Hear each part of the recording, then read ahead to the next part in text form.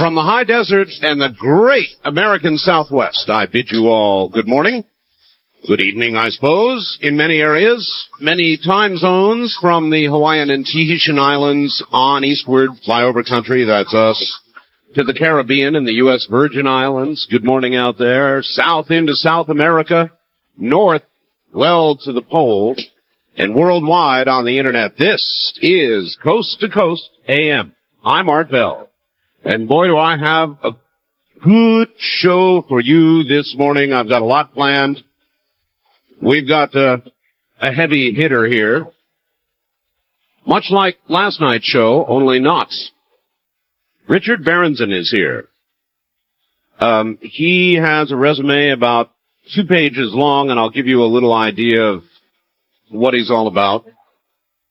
1960 to 2, he was Geophysics Corporation of America staff scientist. 2 to 4, he was a staff scientist with Ling Temco Vought. 1964, Harvard Project Physics, staff writer for them. Going up, lectured at Harvard, acting chairman, Department of Astronomy at Boston University, associate professor, assistant professor, and lecturer in astronomy there at Boston University. A consultant to the National Academy of Sciences.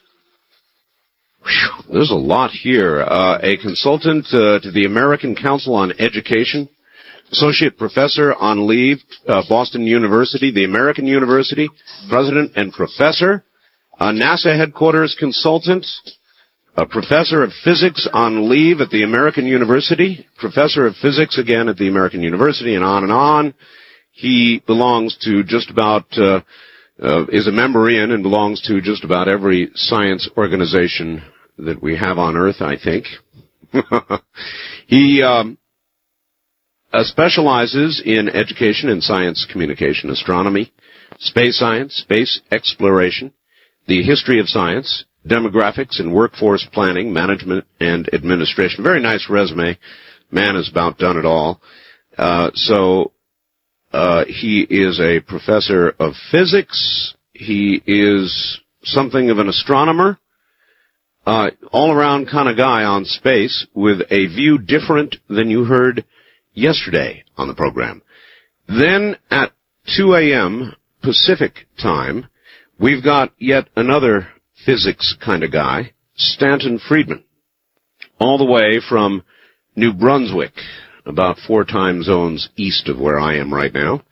Stanton just got back from Brazil, and those of you who have been following the news on the Internet about what has occurred in Brazil will know what this is about. As a matter of fact, Professor John Mack was also there. And so we will indeed talk with Stanton Friedman at 2 a.m. So it's going to be a physics-loaded night. Tomorrow night, Major Dames from SciTech. So we've got a lot lined up for you, as you can see. And that is what's coming up on the show this morning. I want to remind everybody that we have got all of these, well, in fact, the entire scientific report, along with photographs, electron scanning microscope photographs, and graphs of the spectrography done on the parts that I received, purportedly from Roswell. It is getting increasingly interesting. It's all up on my webpage, so if you want to see the science that is being done, the careful, step-by-step science, you're welcome to go take a look. My webpage is www.artbell.com. www.artbell.com. All of that coming up in a moment. Here we go, everybody. This should be fascinating.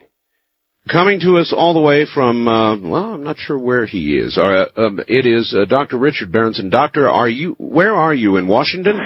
I'm in Northern Virginia. I'm looking out my window right now at the dome of the U.S. Capitol. The very seat of power. Well, wonderful. And of course, it is after 2 a.m. back there, so I understand you're a night person? Well, I am. This is pushing it, but yes. Glad to be with you. Glad to have you. I just absolutely love this kind of topic, as my audience well knows. You have done just about everything under the sun, it looks like to me, and a little more. What led you into the life of science? You know, when I was a child growing up in Dallas, Texas, the skies, in fact, are big and bright there, as I know they are where you live. You go out at night, it's pretty awe-inspiring. You look up and can see 4,000 or 5,000 dots of light, and as a youngster, I wondered, what are they? And so I'd ask teachers and others, what are they? And they'd say, well, go read a book. So I did, and ended up majoring in physics as an undergrad and then astrophysics in grad school. Well, you're right about our skies out here. They are incredible. And the people in cities now, particularly those troubled with air problems, and that's a lot of them, don't really know anymore what the real sky is like, do they? They really do not, and I think most Americans do not. Certainly most of the people on the East Coast don't, and most Americans in any urban area do not because of light pollution. We all hear about air pollution, but light pollution is an equal problem. We do not have our lights oriented properly. We put out vastly more light than is needed for safety, security, or just getting around at night. And so what we're really doing is fogging the sky and depriving ourselves and our children of the opportunity of seeing the wonders of what's really out there. I remember driving once across West Texas by myself late at night, and I noticed how beautiful the sky was. I stopped, got out of the car, standing there as the breeze was blowing across around 11 p.m., and I saw a whitish blur, and I thought, that's a strange-looking cloud. Then I realized what it was. It's the Milky Way. And so like the ancient peoples of thousands of years ago, I stood there in awe and looked up at what we now, of course, know is literally hundreds of billions of unresolved stars. It makes you wonder what people centuries ago must have thought and wondered, and how fascinating it truly was to them. I bet they wondered the same things that I wonder when I look at that site, and that is, are we ever going to get to one of those stars? I mean, we don't yet travel faster than light, and presumably, unless we're willing to donate generations into space travel, unless we can do that, we're not going to get there, or are we? Well, it's pretty frustrating. The laws of nature, as given to us by Einstein and others, seem, in fact, inviolate. We simply cannot go faster than the speed of light, and I think the evidence for that is quite compelling. Now, given the distances to the nearest stars even, which are the order of many light years, if we were to have a rocket that was to travel at, let us say, 90% the speed of light, it would require a prodigious amount of energy and yet require a very long time to do it. So I'm afraid it will be a long, ambitious journey. But I hope that we can take at least the first steps. You know, how will the history books, assuming people are still around 1,000 years from now, record our century?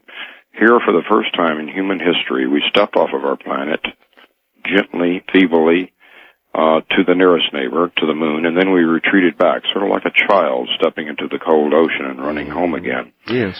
It's a curious sort of retreat, and I hope that eventually we'll have the will, stamina, and the money to go back to the moon, this time to stay, and then ultimately go on with robots and finally with human beings to Mars, and I think maybe even before Mars, to asteroids. What is your best estimation of why we sort of did as you suggested? We went to the moon several times, and then we sort of said, oh, well, we've been there, we're not going back, and we haven't been back, and it's been, 30 years plus, better than. And how come? Oh, politics and money. I mean, why did we go? We went because it was the Cold War, and the United States and the Soviet Union were the only two remaining superpowers following World War II. And we were clinched in this tight adversarial position in the 50s. They beat us into space. We were stunned to find that they had that kind of technical prowess. We scrambled to catch up. Didn't seem that we could, and eventually we did. When the leader of the space program in the Soviet Union died, which ironically helped us. We had von Braun and his crew here, which helped us. We had the technology, the electronics, the computers, and then it was a political decision on the part of President Kennedy, because after all, he had suffered the embarrassment of the Bay of Pigs and other problems, and so despite all the odds, he said, we're going to go to the moon, and then, of course, he was assassinated, and it became almost a national need to fulfill the pledge of the now-fallen president. So we did get there, and it was one of the landmarks in the history of humankind, but it was at the same time as the Vietnam War and a host of other problems, and so we lost interest after a time. All right. There is a recent story. I've got a copy of the Philadelphia Inquirer here. And astronomers report they have discovered a solar system far closer to our sun than any of the previous half-dozen planet discoveries. Moreover, the new planetary system has features strikingly similar to our own, and it's not apparently that far away, about a little better than 8 light years. What would that mean, assuming we can't break the speed of light, 8 light years? How long then would it take us to get there? Well, a light year is the distance light travels in a year, and 186,000 miles per second. So it would take us literally 8 years, or 8.1 years, if we could manage to go that fast. And of course, we can't go that fast. The fastest thing that humankind has ever launched was the Galileo probe, which plunged into the upper atmosphere of the planet Jupiter on December 7th of last year. It was traveling at about 108,000 miles per hour at the time. Not because we launched it that fast, but rather because of the gravitational tug of Jupiter. So we can't get anywhere even remotely close to that kind of speed. So I'm afraid it's going to be a long trip. But this discovery, if it turns out in fact to be real, and it needs now to be confirmed, if so, it's really quite impressive and very exciting, because the object is astronomically right in our backyard. It is a star not dissimilar from the sun, and the planetary system might be something similar to our own. If life had evolved there, surely we should have, by now, heard radio or television or something. 8 light years is not that far, and surely our signals are bombarding their system. Would that not be so, or? No, that's absolutely a fact. In fact, it's one of the sobering realities of our time, that the principal way that intelligence on this planet is known off of the planet is not through the great writings of our religions or of Shakespeare or the science of Einstein or Newton. It's because of television, which is seeping out. So Ricky Lake becomes our interstellar emissary. Huh. Well, at least they'd get some of the early stuff, Ozzie and Harriet and some of the early shows That's first, right, I presume. exactly. Jackie Gleason and all the rest of that. Well, with respect to our picking up a signal from out there, we'd have to assume that their life forms began at about the same time ours did, that their star began at about the same time ours did. Our sun is approximately 4.6 billion years old in a universe that many of us think is of the order of 12 to 15 billion years old. Right. And so it's a second-generation star. Now, we don't know what generation star that one is out there, and we're not sure of its age, but estimate that it's in the ballpark of the sun's. But we don't know enough about the planets. If the planets formed at about the same time that ours did, then the question is whether or not our evolutionary rate here on Earth is typical of elsewhere. And, of course, we only have one case study, and that's here on Earth, so we just don't know. What are the odds? I'm going to ask it the other way around. What are the odds that we are alone? Well, I have been one of the people for a long time who's been saying that in the vastness of our enormous universe, given all the multitudes of astronomical objects that we know about, to assume that we are the only beings that have ever been or could ever be seems to me preposterous. It's just difficult to imagine. Now, it is possible, however, that life could have arisen elsewhere and not have become intelligent enough to communicate off of its planet. There are a number of biologists who point out that out of the billions of species that have come into being on our planet, as far as we know, only one, human beings, are capable of communicating off of the planet. Chimpanzees and dolphins and whales and many have their own languages, but they can't communicate off the planet. So if those kind of odds apply elsewhere, even if there is life, communicating with it might be very difficult. Do you consider but of course, we're just extrapolating. Sure. Do you consider it possible that intelligent life could or would form without forming what we know of as an industrial scientific civilization? In other words, at some level, they could form and simply never find a need nor a want for that sort of thing and exist differently. Oh, it certainly is imaginable. With the only case study we know, as I said, is human beings, and we know our own progress, and we know how we slowly, tortuously started in Babylonia and then with the Greeks and went through our long period of silence in the Dark Ages or Middle Ages, and then eventually we rose again and then finally came to the Industrial Revolution and so on. Now, whether or not that's the story elsewhere, who's to say? The first question is whether or not there are viable stars or planets around likely stars, and increasingly astronomers are finding that the pieces of the puzzle are coming together. We know that there are multitudes of stars out in space, not dissimilar from our own sun. So without being overly chauvinistic about the Earth, that we want to be highly conservative and only look for life sites somewhat similar to our own and assume that the life is forming on a planet, and who's to say? Maybe it could form in a cloud or elsewhere. But assuming that it forms on a planet, are there planets out there? A year ago, no one could have said definitively, but now we can, because at least a half a dozen have been found, and bear in mind the planets are only about 1/billionth as bright as their stars, so they're terribly hard to see. By the turn of the century, we're going to find dozens. Yes, I would imagine we would. And would you say these discoveries affect the numbers? Everybody's always playing with the numbers. In other words, the likelihood is there are planets around X number of stars. That would mean the following and the following and the following. Now that we know that planets seem fairly likely, that would seem to raise the odds that there would be life that could evolve on one of them. Well, it does, Art. Of course, what we don't have yet are enough statistics. We don't have enough findings to provide real data. We can't say what the likelihood of a star having a planetary system is. We just don't know. But I think within 10 to 20 years we will know. I imagine the astronomy books of the year 2010 are going to say roughly 40% or whatever of all stars have planetary systems. And then we will begin to accumulate data about what those planets might be like. My guess is that there are multitudes of small planets of the order of the Earth. The first ones that we've discovered have been the big guys, the big Jupiters, which is just what you'd expect because they're bigger, more massive, they tug on their stars better. But all the little rubble-like things like Earth, which is terribly important to us, but nonetheless small, will be a harder search. You either consulted or have been part of the SETI program, haven't you? Right. SETI has gone through some evolution with government funding and then no government funding. What I'm wondering, Doctor, is if there is life out there and there are feeble signals coming from someplace or another, how good are the odds that SETI, as it is presently configured, might find something? Terribly hard to know. The first question is where to look, which means what candidate stars might you look at. Next, do those stars have planetary systems? And we're beginning to give pretty good answers to those questions. The next question is radio the rational mode of communication?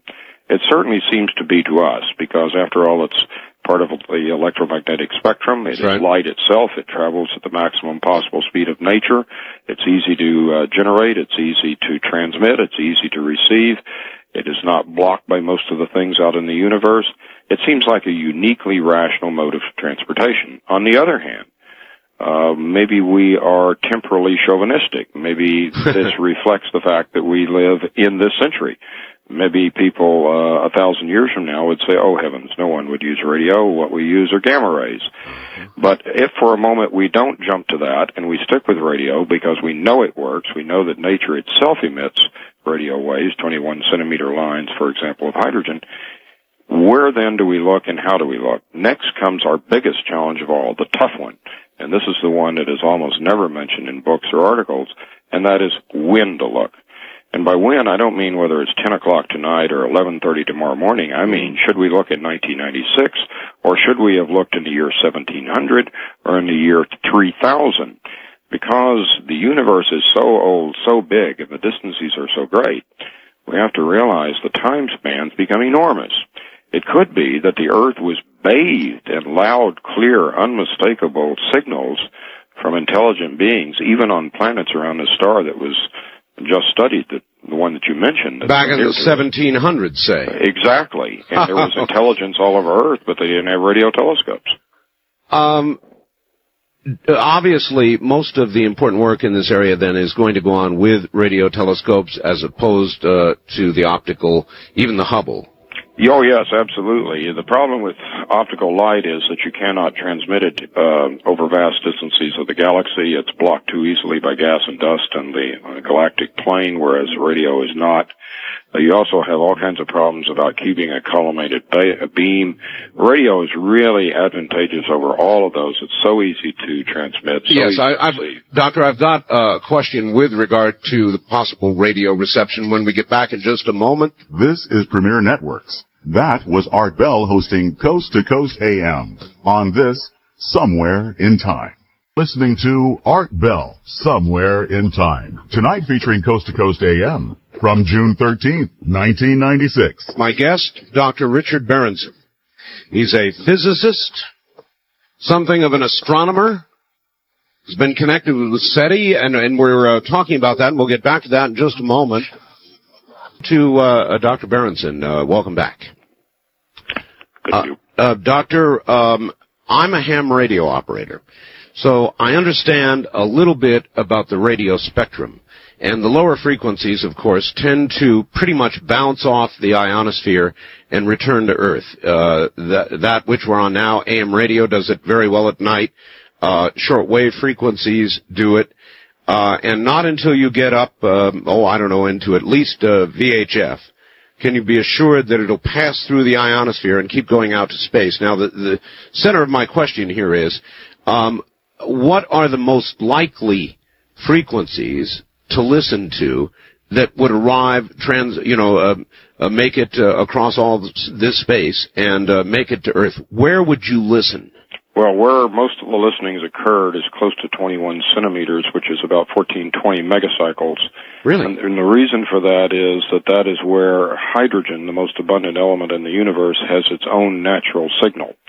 And so the logic is that if nature is sending a signal in that frequency band, wherever beings happen to be elsewhere in the universe, if they knew as much as we knew, they would surely be aware of that particular radiation. And so it might be sort of a natural beacon throughout the cosmos. With respect to our atmosphere, we have to be very cautious because an atmosphere elsewhere, an ionosphere elsewhere, might be different from ours. Well, that's true. And so we have to have sort of a universal mode of communication. So that'd be, 14.2 gigahertz in that area. Very interesting. And tune up and down the dial because you don't know exactly where to look. And the largest, most ambitious undertaking of that sort is now being done at Harvard, and this was privately funded, not government funded. I was the first person to testify before Congress, actually, for government funding of SETI some years ago, and it was, in fact, provided for a time, and then, of course, it's provided and then cut and back and forth, depending on the year. At the present time, it was cut off, as you probably know. Yes. In 1992, it was turned on in a major way in the 500th anniversary of the landing of Columbus in this hemisphere, but then just a few months later it was cut off again because of the budget squeeze here in Washington. Well, I'm a member of the board of the Planetary Society, and as you know, we're a very large space-oriented organization, and through private philanthropy, they provided the money so that a team up at Harvard is running what's called the billion channel analyzer.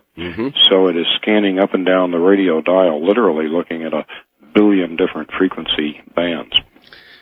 Years ago, you'd be the perfect person to answer this, really. There was something called the Brookings Report, and I bet you're familiar with it. If not, in brief, it simply says, if we were contacted or visited by an intelligence greater than ours, and that information got out, that it would so destroy religious, scientific paradigms as to cause anarchy. People giving up on faiths, all that sort of crazy thing. What do you think? I don't buy that kind of thinking at all. First of all, it may or may not be true, and nobody knows, and it's just terribly hard to know because we don't have any case study to compare it with. And by being more advanced, the beings elsewhere might be 1 year more advanced or 1 billion years more advanced. We would not normally carry on a lively conversation with a flatworm, and yet the extraterrestrials could be that much more advanced than we are, or maybe we're more advanced than they are.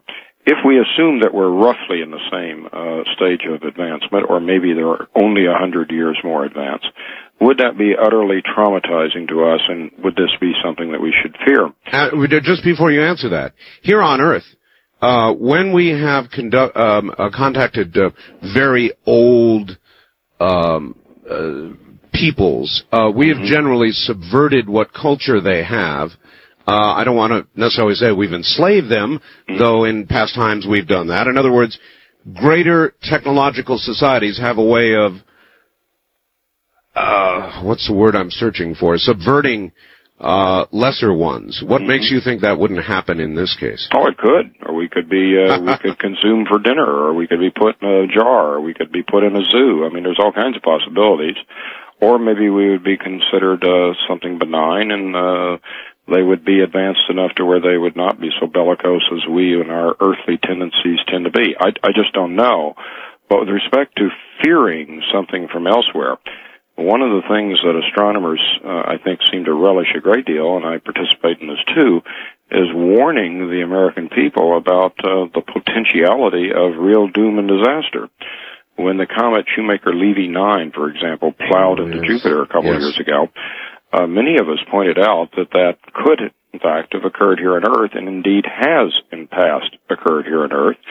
And that's probably what led to the end of the dinosaurs 65 million years ago. What they call the KT event. Exactly, and the evidence for that now I think is compelling, including even probably the location of the crater where the largest object hit the Earth, and that's off the Yucatan in Mexico. Well, the Earth is hit every day, right now, even while we're talking, by small objects, and sometime, probably within the next 10 years or so, we'll be hit by an object large enough to impart as much energy as the Hiroshima bomb. And we hope, of course, that it's going to hit in the ocean or hit in the desert, not close to your desert, but somewhere else, Sahara. Thank you. And not here anywhere close to a human being. The last time was in 1908, and that time it hit in Siberia. Fortunately, killed no person because it's very sparsely populated, but it did kill thousands of reindeer.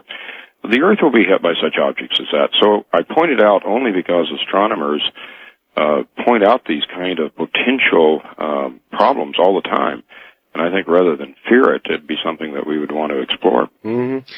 If Shoemaker-Levy 9, its multitude of pieces, had plowed into the Earth, there would have been no doubt land and sea strikes, mostly sea because we have mostly sea.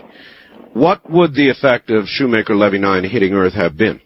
You know, it's really quite interesting about that because we didn't know as early as one day prior to the first impact what it would be. I happened to have been on a national radio broadcast that day, and one of the callers suggested that there'd be no impact at all, that it was really like a ball of gravel, and it would just simply disintegrate in the upper atmosphere of Jupiter. And I said, well, you may be right or you may be wrong. I don't know. Let's see how compacted this object is.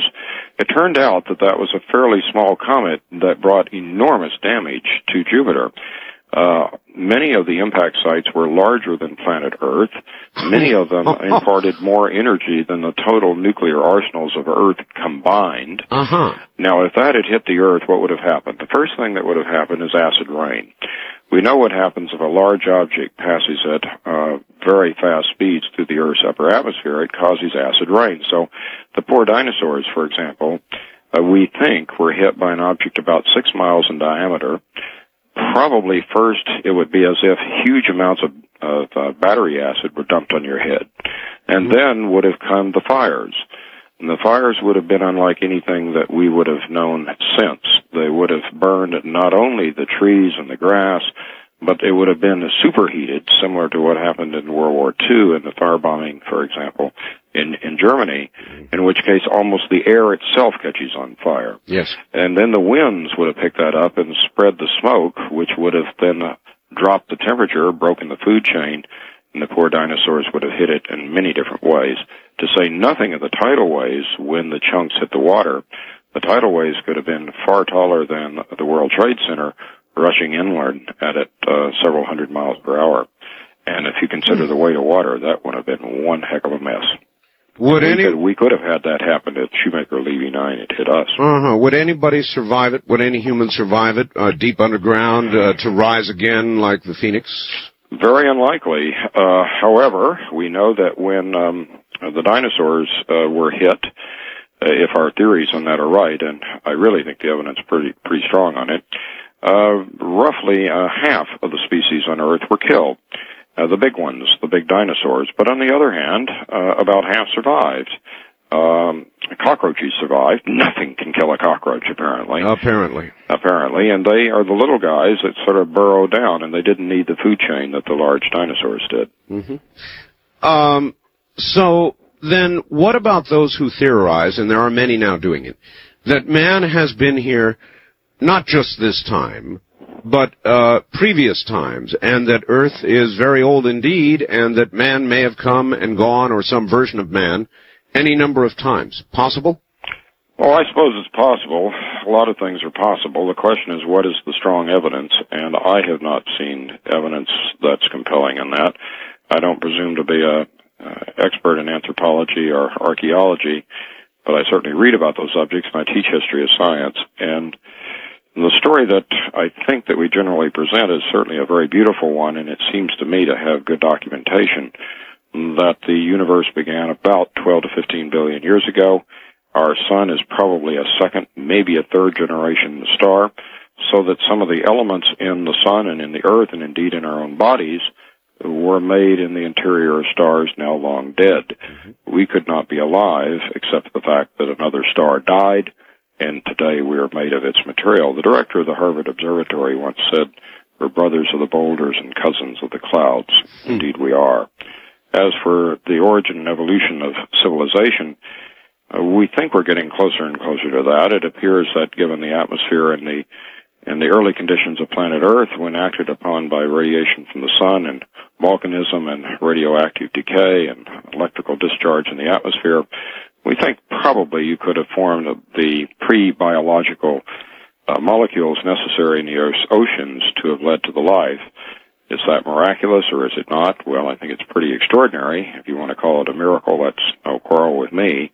In any case, it would have come about, and as far as I know, have arisen only once. Okay, you take the traditional position that there was what is known as the Big Bang. Yes. All right. I'm going to ask some silly questions about this, I guess. Number one, what was... I take it the Big Bang was a very, very dense ball of matter surrounded by virtually empty space. And a physicist I had on last night, I asked him a question. He said, it's a very troubling question for physicists. What was before the Big Bang? Just emptiness? No, nothing. I think the answer of the modern cosmologist is that there was no time before the Big Bang. Intuition tells you that time has existed forever, that it's infinite, and it had no beginning. But stop and consider that, challenge that assumption for a moment. All right. There are only two possibilities. Either time is infinite or it had a beginning. And if it's infinite, that in itself is quite a jolting commentary. Can you think of anything else that's infinite? Probably not. What we are beginning to conclude in cosmology today is that the Big Bang was literally the beginning of everything. And what we therefore have to do is divorce ourselves from what we're naturally inclined to do. And that is to make a human-like analogy. And what we're inclined to think of is a huge room, like a giant auditorium, and in that auditorium there is an enormous blast, like a dynamite cap going off, in which case you can logically ask what happened a second before the explosion. If, however, the modern cosmologist is right, there was no space and there was no time before that explosion. Why would there be no time? Because Einstein taught us that space and time are indelibly linked together. If there was no space, there was no time. Was there any space? Did the explosion then throw material out into space? No. What we think is that the Big Bang brought forth space and time together, and what has been expanding ever since has been both. So right. Time has been continuing and space has been expanding. Could you say then that without mass to measure, and without point A to point B to measure to, there could be no time? That would be basically true. So there was just sort of a dark, infinite nothing. You can't even have darkness without the absence of light. There was literally nothing. Now, if you want to say from a theological point of view there was God, there were the laws of nature, there was something supreme, something beyond human intellect, I certainly would not disagree about that. And many scientists, in fact, would agree and believe it on the basis of faith, but nobody can prove it one way or another. But your best take on it is that there was divine intervention of some sort?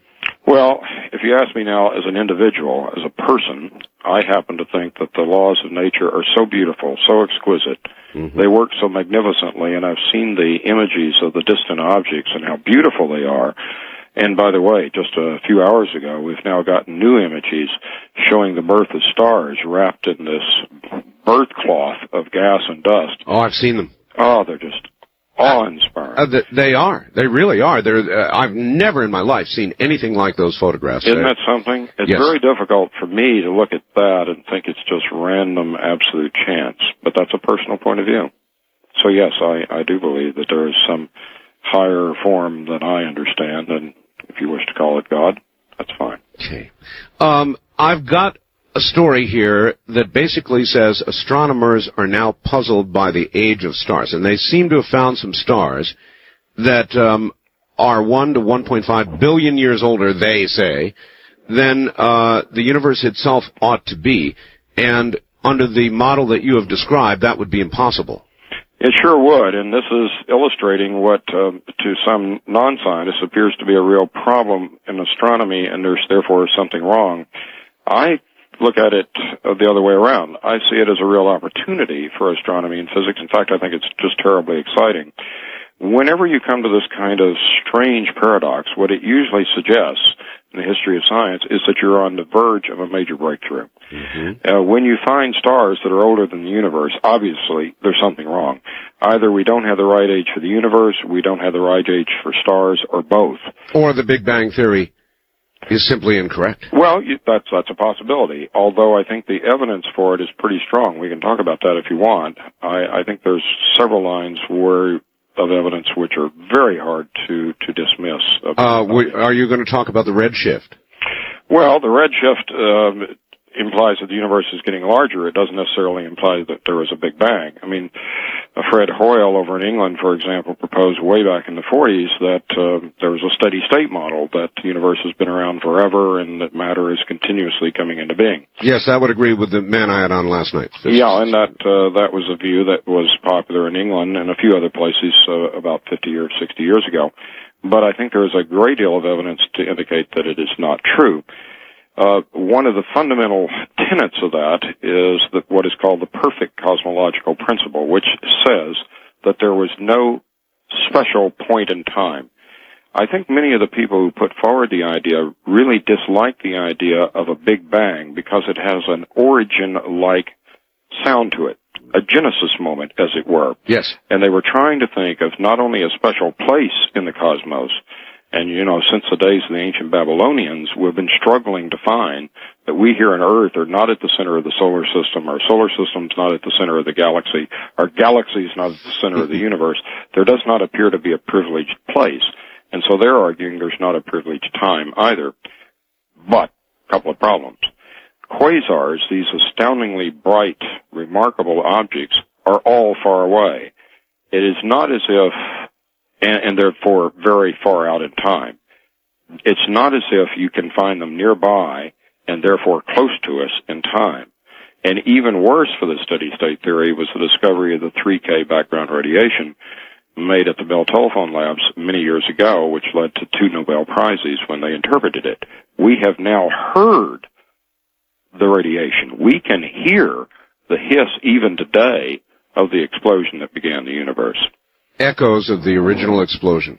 Yeah, if you imagine an explosion of almost unimaginable intensity 15 billion years ago, the universe expands, the radiation, the energy that explosion led to is still in the universe, but the universe is now vastly larger, then the amount of energy per cubic centimeter would necessarily be lower, the temperature is lower, and it is 3 degrees Kelvin, actually about 2.8, and that's exactly what your radio telescope picks up. All right, Doctor, you've got about a 8 or 10 minute break. Relax, get a cup of something or another, and we'll be right back to you. It's a deal. Dr. Richard Berenson. I presume by now you're getting the idea. there will be more. The trip back in time continues with Art Bell hosting Coast to Coast AM. More Somewhere in Time coming up. We're listening to Art Bell, Somewhere in Time. Tonight featuring Coast to Coast AM from June 13th, 1996. From the great American Southwest, I bid you good morning. I'm Art Bell. My guest is a brilliant man, Dr. Richard Berenson, and his credentials are 10 miles long. I know some of you are just joining us at this hour, so good morning. You're in for a real treat. Dr. Berenson has consulted with the SETI program. He has been a professor of physics with the American University, consulted with NASA, an associate professor on leave from Boston University, and I could go on and on and on about every award, just about every professional accolade ever given to somebody in his field. Has worked with Dr. Carl Sagan. We're going to ask him about that as well in a moment, and I have pulled from him one more hour. I want to remind you that at 2 a.m., following this segment, we're going to be talking to another physicist way far away, Stan Friedman, in New Brunswick. And he's got a real shocker for you about what he just found, what they just found in South America, in Brazil. He just got back. He'll be here at 2. In about an hour. Right now, back to Dr. Berenson. Thank you, Dr. Berenson. I realize I probably put undue pressure on you to get another hour here, shamelessly. But you're fascinating. Here are a couple of kind of far-out questions by facts. One is, it is interesting. Is it possible that Nostradamus and others in his category, in your view, could possibly see events ahead in time, things that lie ahead for us? No, I certainly don't think so. I know that there are people who do believe that. There are many books that have been written about it. But what you don't normally hear about are all the predictions that Nostradamus or anyone else made that didn't work. Right. What people like to do is to point out things which are rather vaguely stated and then try to interpret it after the fact and say this is what it was referring to, and pick any event at any time, and you can make some sort of a claim. Mm-hmm. You don't have to be a Nostradamus to do that. I can make vague enough statements, and sometime within the next 10 years, 100 years, 1,000 years, there's going to be something that's sort of going to seem like it. But does that mean I'm seeing the future? No. And the quatrains, indeed, were sort of vague and seem to apply to many things. All right, one other question, kind of far out.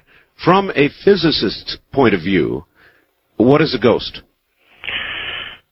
I don't know. I would personally imagine it's something best answered by a psychiatrist, psychologist, someone else. I don't know. I don't presume to know. I've never studied that, but from what little I do know about it, I've never seen any evidence that there is such a thing. And now, you know, the people who would probably be the most intrigued and love to know that there really are such things would be physicists. Absolutely. And so there's nothing intrinsically, philosophically opposed to it. It's just that where's the evidence? Indeed. I know there have been a number of investigations by prestigious universities that have tried to, and have noted some magnetic anomalies and lower temperatures, all that sort of thing, but not enough for scientific repeatability. No, there really isn't. And for almost all of these things, you can come up with a counter-explanation of why you got what might appear to be an anomalous finding. And by the way, it doesn't occur every time. It doesn't occur the same way for every observer. And therefore, from the standpoint of science, it just isn't real. Right. Does a black hole slowly and continually grow and grow and grow as mass is sucked into it? Does it actually get bigger? Well, that's a very interesting question. The famous British scientist Stephen Hawking has done extensive work on that, and your listeners might like to read some of Hawking's material, although it's not easy reading. And there's a fellow at Caltech by the name of Kip Thorne, Thorne, who's probably the top authority in this country on black holes, and he's written extensively on this as well. What they suggest is that the black hole, once formed, can continue to suck in mass. Will it become larger? Yes, it can become larger, but most importantly, it become more massive. For example, at the center of our own galaxy, our Milky Way galaxy, which consists of some 300 billion stars, and this is the band of light that we were talking about earlier, yes, we are really quite convinced there is a very massive black hole that could have a mass perhaps 1 million times that of the Sun.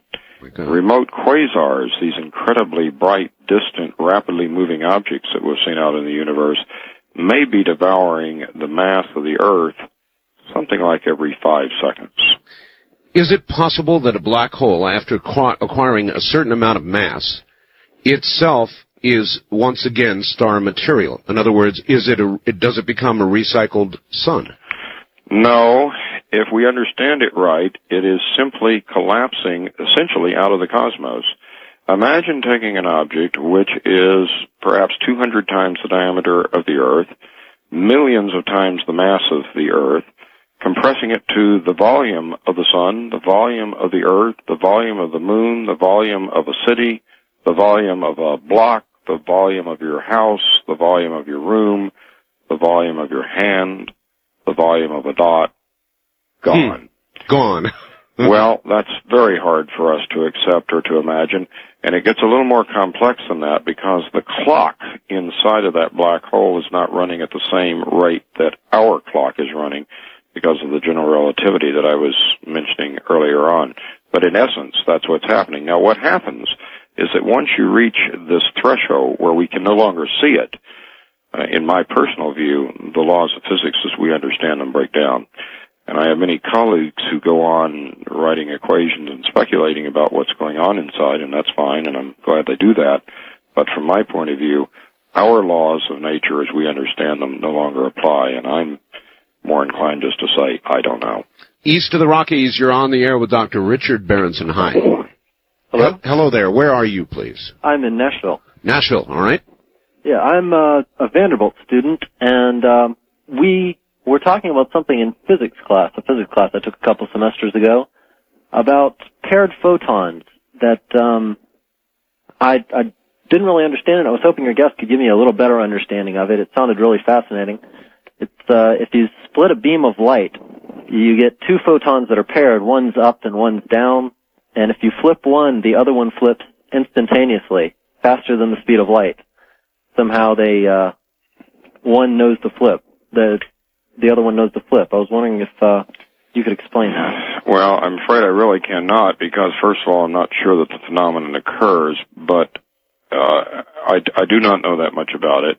My specialty really is astronomy, cosmology, history of science, and the like, but I have heard of people speculating about such things as this.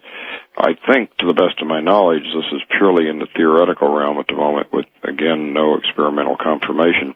That's not to say that somebody won't find these kind of things.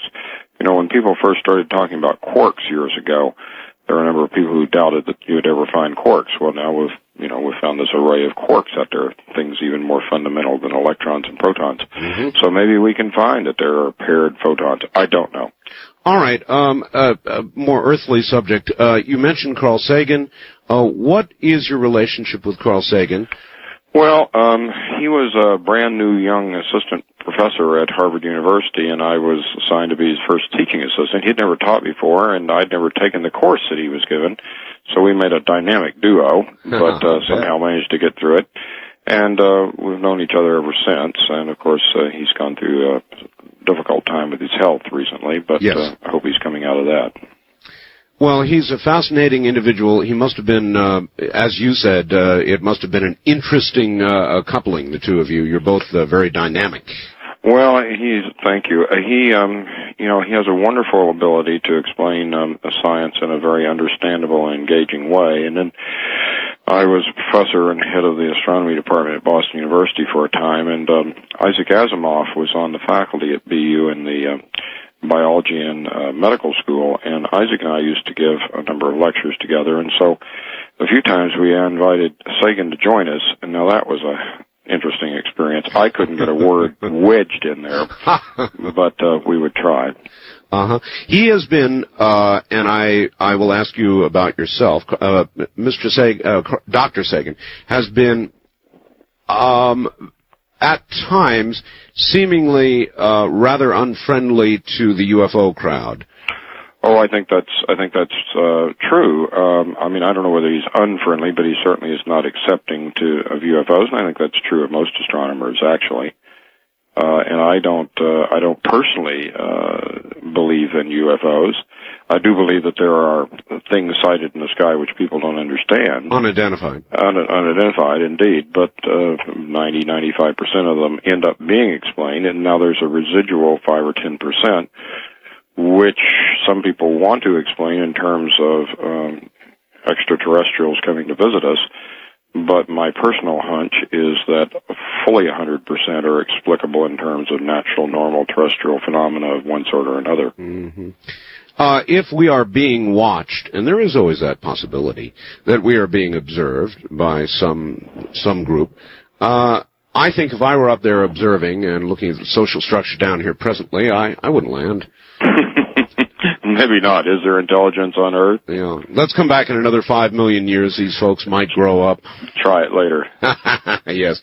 Wildcard Line, you're on the air with Dr. Richard Berenson. Hi. It's a pleasure to speak to you. I had two quick questions I'll take off the air. Let me ask them really fast. The first one is about whether interstellar space travel is even possible no matter what the technology is, when you consider the fact that our galaxy alone is 1,000 light years across. You've got the great Andromeda galaxy that's 2 million light years from ours. Right, it's already been covered, but we'll readdress it.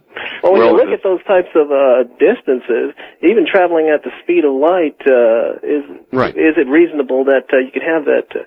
You can achieve that.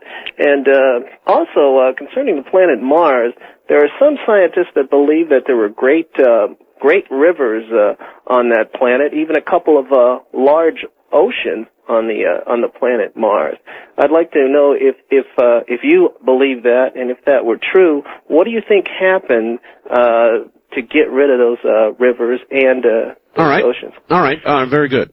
All right. Well, first, with respect to the travel, we talked about that earlier. You might not have heard that discussion, though. But our galaxy, in fact, is not 1,000 light years across. It's 100,000 light years across. Some people suggest 120. So it's really big.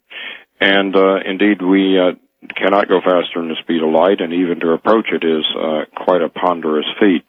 So travel among the stars will not be, so far as we know, the way that it's done in Star Trek, where they conveniently go to warp speed.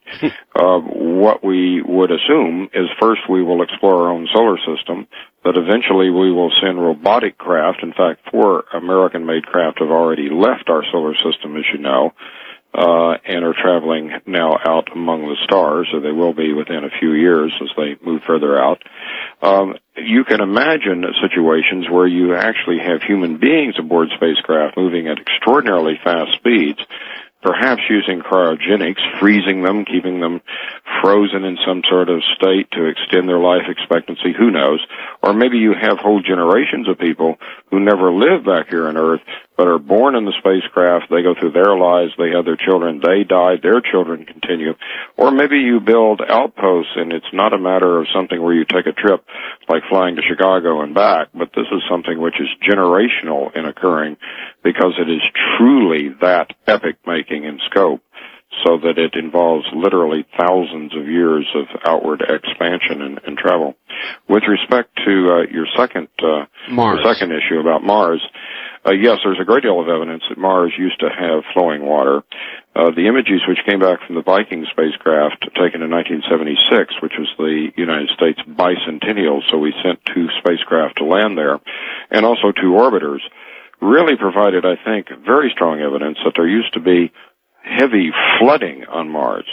And later this year, there will be 3 robots sent to Mars, 3 robotic missions, 2 American, 1 Russian, and one of these will involve the first rover ever to land on a planet. It's a cute little thing about the size of a microwave. It has 6 wheels, and a very charming name, I think. We had a contest nationwide to have somebody come up with a name, and a young woman who was 11, I think, in Rhode Island submitted the winning name, and she suggested naming it after the black slave woman in the Civil War, in the South who changed her name and wandered around the South giving lectures about the evil of slavery, and she had changed her name to Sojourner Truth. And so this first robotic rover on another planet will be named Sojourner. That's wonderful. And one of the things it'll do will be to drill down about a meter or two and see, in answer to the question, if the water may be in a permanently frozen state there. There are a number of us who think that there could be a permafrost layer down under the visible surface of Mars. Now, if that's the case, that's really quite exciting, because even though Mars is quite a ways from the Sun, about 50% further out than the Earth is, and it's therefore rather chilly, about the same as Antarctica here on Earth, realize that life is teeming in Antarctica. Oh, yes. And I'm not just talking about the penguins and so on, but there's microbial life forms in abundance there. So you could imagine that a meter or so down underneath the Martian soil, nobody's expecting and finding a little Martian being walking around, but you could have at least primitive, prebiotic Martian chemistry going on, and that in itself would be very exciting. Okay, this leads to begs a couple of other questions. One is, obviously, if there was once water there, as we have it here, flowing, then, the last thing we would want is to lose our water on this planet. In other words, whatever happened there, could it happen here? Well, we sure don't, and we now have the benefit of what is called a comparative planetology. This is really a new field. It's only come into being in the last 20 or 30 years. It's arisen because of the exploration of the other planets. And perhaps the most interesting one to consider in that case is not Mars, but rather Venus. Venus, yes. Venus, our so-called sister planet, is just about the same mass, about the same radius as the Earth, and it's just a bit closer to the Sun than the Earth. But that's where the similarities change. Venus is shrouded in a cloud cover so thick that we can't see through it in visible light to its surface, and that's why it's called Venus, because to our eye it's this soft, beautiful object glowing in the evening sky. It's the goddess of love. Did this goddess of love globally warm? It sure as heck did. It got so warm that it's now 900 degrees Fahrenheit on its surface, and your oven only gets to 500 degrees. It is so hot that it would melt lead, and moreover, the atmosphere is so dense above it, it's 90 times the density of ours, 90 bar.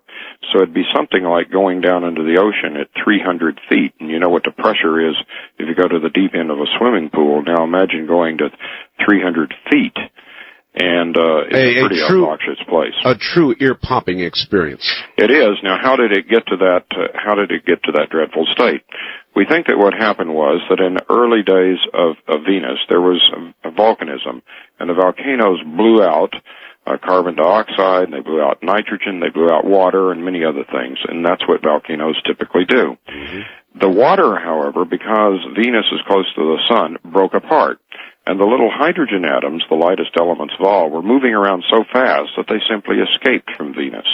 And once a planet has lost its water, you can't get it back. It's gone. So the hydrogen is gone. You're left with the oxygen, which can combine with the carbon into the carbonate rocks or to make carbon dioxide atmosphere. And that's how it got this thick, smoggy carbon dioxide atmosphere, which then trapped the radiation under it, the famous greenhouse effect, which heated up the surface even more, pumped out even more of the gases, which led to even more carbon dioxide. It was a runaway greenhouse effect. And that is certainly not a direction we want our own planet to go. Is that the direction we're going in? That is a matter, it's interesting you ask as I sit here looking across the Potomac at the dome of the U.S. Capitol. It is not just a scientific issue. It's, in my view, a philosophical or even a political issue. My friends who are liberal in orientation will argue impassionately that we're endangering the planet and that we could have a significant greenhouse effect, enough to where the Earth's overall average temperature might rise 2, 3, 4, 5 degrees in the next century, which may sound trivial. Oh, no. But that amount of temperature increase would begin to melt the giant glaciers and ice flows up in Greenland, which in turn would raise the water table enough to where you would have flooding along the coastal regions of the United States. Yes. It would be very severe indeed.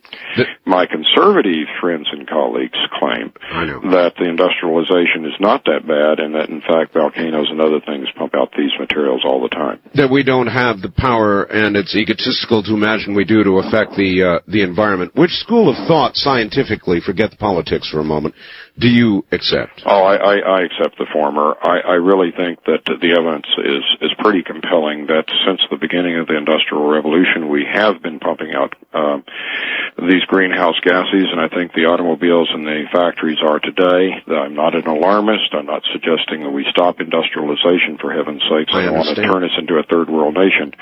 But I do think we have to be cautious, and we have to really try to restrain in doing that. All right. Man's Invention Time says I've got to pause. Stay right there. Dr. Richard Berenson, my guest. We'll be right back. This is Premier Networks. That was Art Bell hosting Coast to Coast AM on this Somewhere in Time.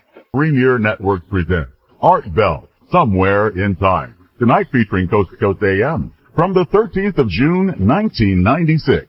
Top of the morning across the greater part of the world. My guest is Dr. Richard Berenson, and we'll get back to him in a moment. Back now to Dr. Richard Berenson. Doctor, there was a report on ABC, as a matter of fact, day before yesterday, a very disturbing report. As you know, there's a drought going on in the Midwest, actually in our farm belt.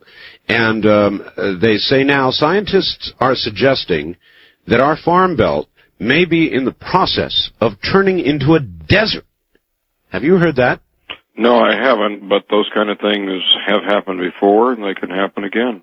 So apparently our climate, according to scientists, is far more fragile than we previously thought it was. In other words, small change, big effect. Well, you know, this is one of the outcomes of chaos theory, and we are beginning to get more refined on being able to predict these kind of seemingly unpredictable phenomena. I don't think the listeners, though, in the Midwest should panic about this. I really think an alarmist sound here would be unwarranted. I think what it suggests is that meteorology and very careful study of this is warranted, and I hope the federal government will do that. What we have known in geological times in the past is that regions have changed dramatically. Where there have been no deserts, deserts have formed. We can find very compelling evidence that regions of the world today where you would never think there would have ever been a desert, there used to be deserts. Yes. The world has changed dramatically. What we don't know is the time scale exactly in which it changes or how gentle a nudge can lead to this kind of change. All right, quickly back to Mars. If there once was water on Mars, then is it unreasonable to presume there may have been a higher form of life long ago? I would tend to doubt that there would be a higher form of life in the sense of higher than us or anything even remotely approaching us. What it would be possible would have been, in theory, that there might have been very elementary, primitive microbial life forms.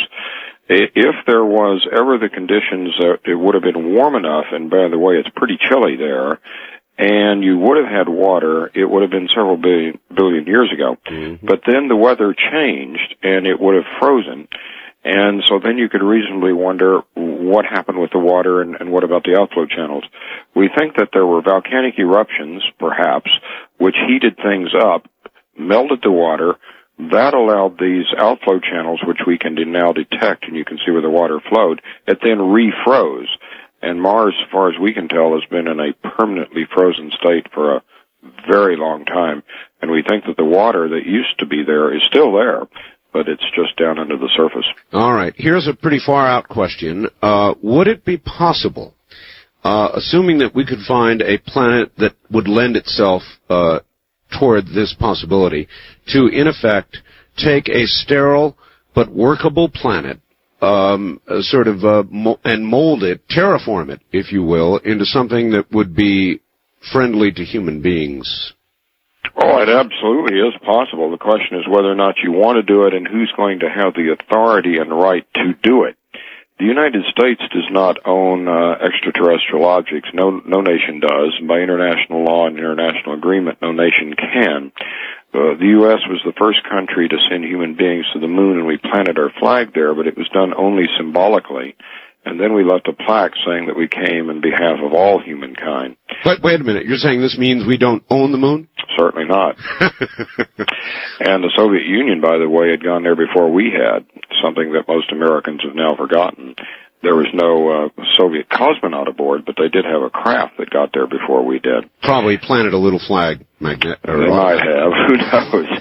And, of course, they were the first to Venus, and we were the first to Mars. But we don't own any of those things. With respect to terraforming, I suspect a modified general form of that definitely will occur. I was asked by NASA headquarters a few years ago to come in and work on the space plans for the United States off into the 21st century, and I can tell you we have in the files detailed plans of how to build space colonies on Mars, on asteroids, on the moon and elsewhere, and how to use indigenous material. You know, the main cost is getting the material there, just the weight of lifting it and transporting it. And one of the things that you desperately need, of course, is water. Yes. We consume huge amounts of water, and water weighs 64 pounds per cubic foot. So that's an awful lot of weight to lift there. Yes, it is. On the other hand, if we can extract hydrogen and we can extract oxygen out of the lunar regolith, out of the lunar soil, we could combine the two and make our own water out of the lunar material. So that I think we will do, and I think we will build encased in capsules which will produce our own atmosphere so the astronauts can walk around without wearing spacesuits. That is a modified form of terraforming. In terms of rebuilding the whole place to somehow look like Earth, I don't know. Wouldn't glass be, I say again, glass, be a natural building material in such a place? Yeah, it would. And by the way, one of the first places that you might use it would not be on the moon, nor on Mars, but on an asteroid. Something that most people don't realize would probably be easier for us to reach than the moon. Asteroids, of course, are these chunks left over from the formation of the solar system. Most of them are fairly small, but some of them are really quite large indeed. And you could imagine putting a little tug, a rocket tug, which would move it into Earth orbit, then going up and landing astronauts on it. By the way, the U.S. has a spacecraft called Near Earth Asteroid Rendezvous, which was launched a few months ago. It'll be the first time in human history that we will send a spacecraft to fly close to an asteroid and begin to study them. And then early in the next century, we will send robots to land on them.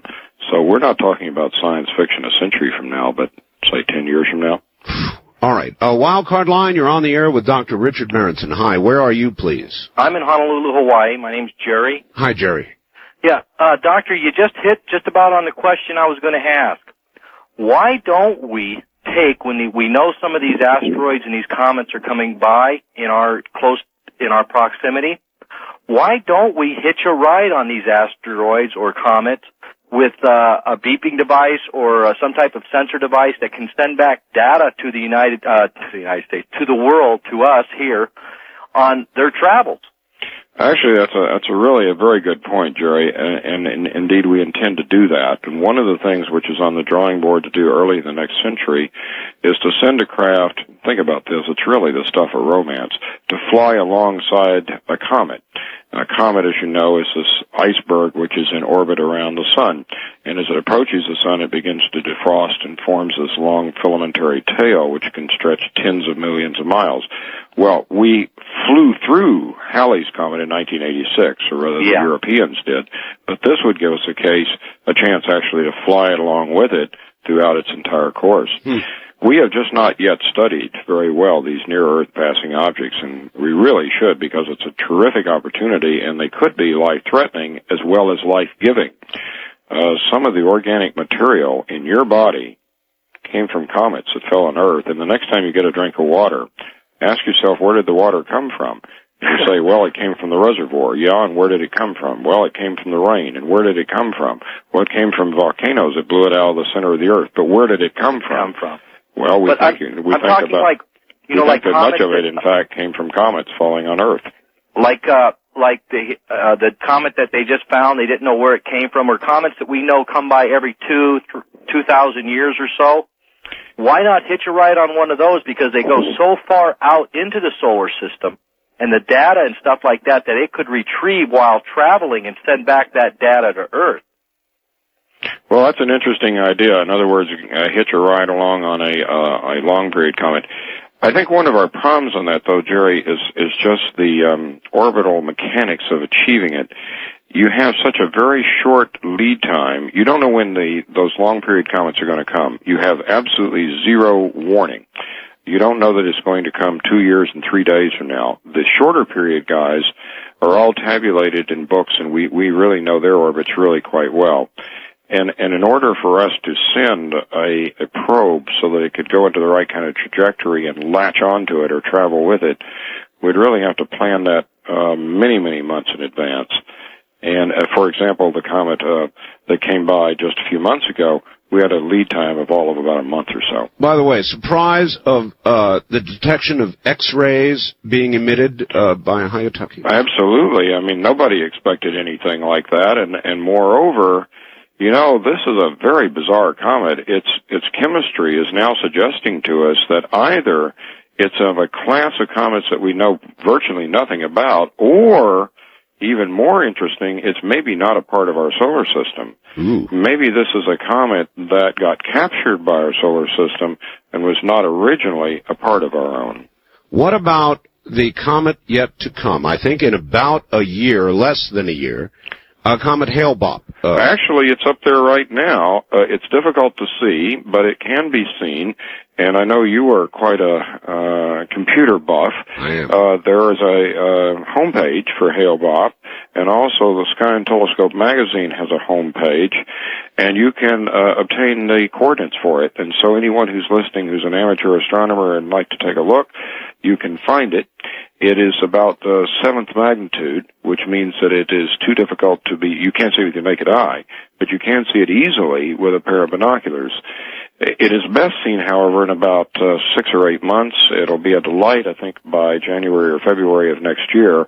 And the current estimates are that it's going to totally outshine Hayataki, which was pretty spectacular.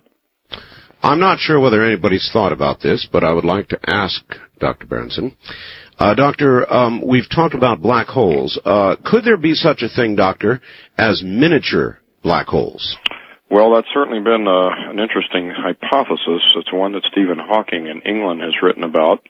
It would require extraordinary conditions, and the only time we know of that those kind of extraordinary conditions to have caused such a thing would have been during the Big Bang itself. Mm-hmm. And so Hawking has done the computations, and others have too, which has suggested that given the exceptional blast of radiation that we think occurred then, in theory, there could be very miniature black holes, which would be tiny things, not the mass of a star, but much, much smaller.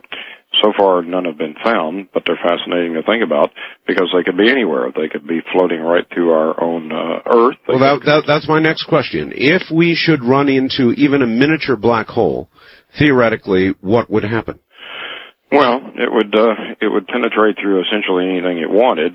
By the way, right now while we're sitting here, you know, neutrinos are zapping through your body, many of them per square centimeter all the time. So those kind of cosmic intruders are out there. We have, however, not detected any evidence of a miniature black hole colliding with anything.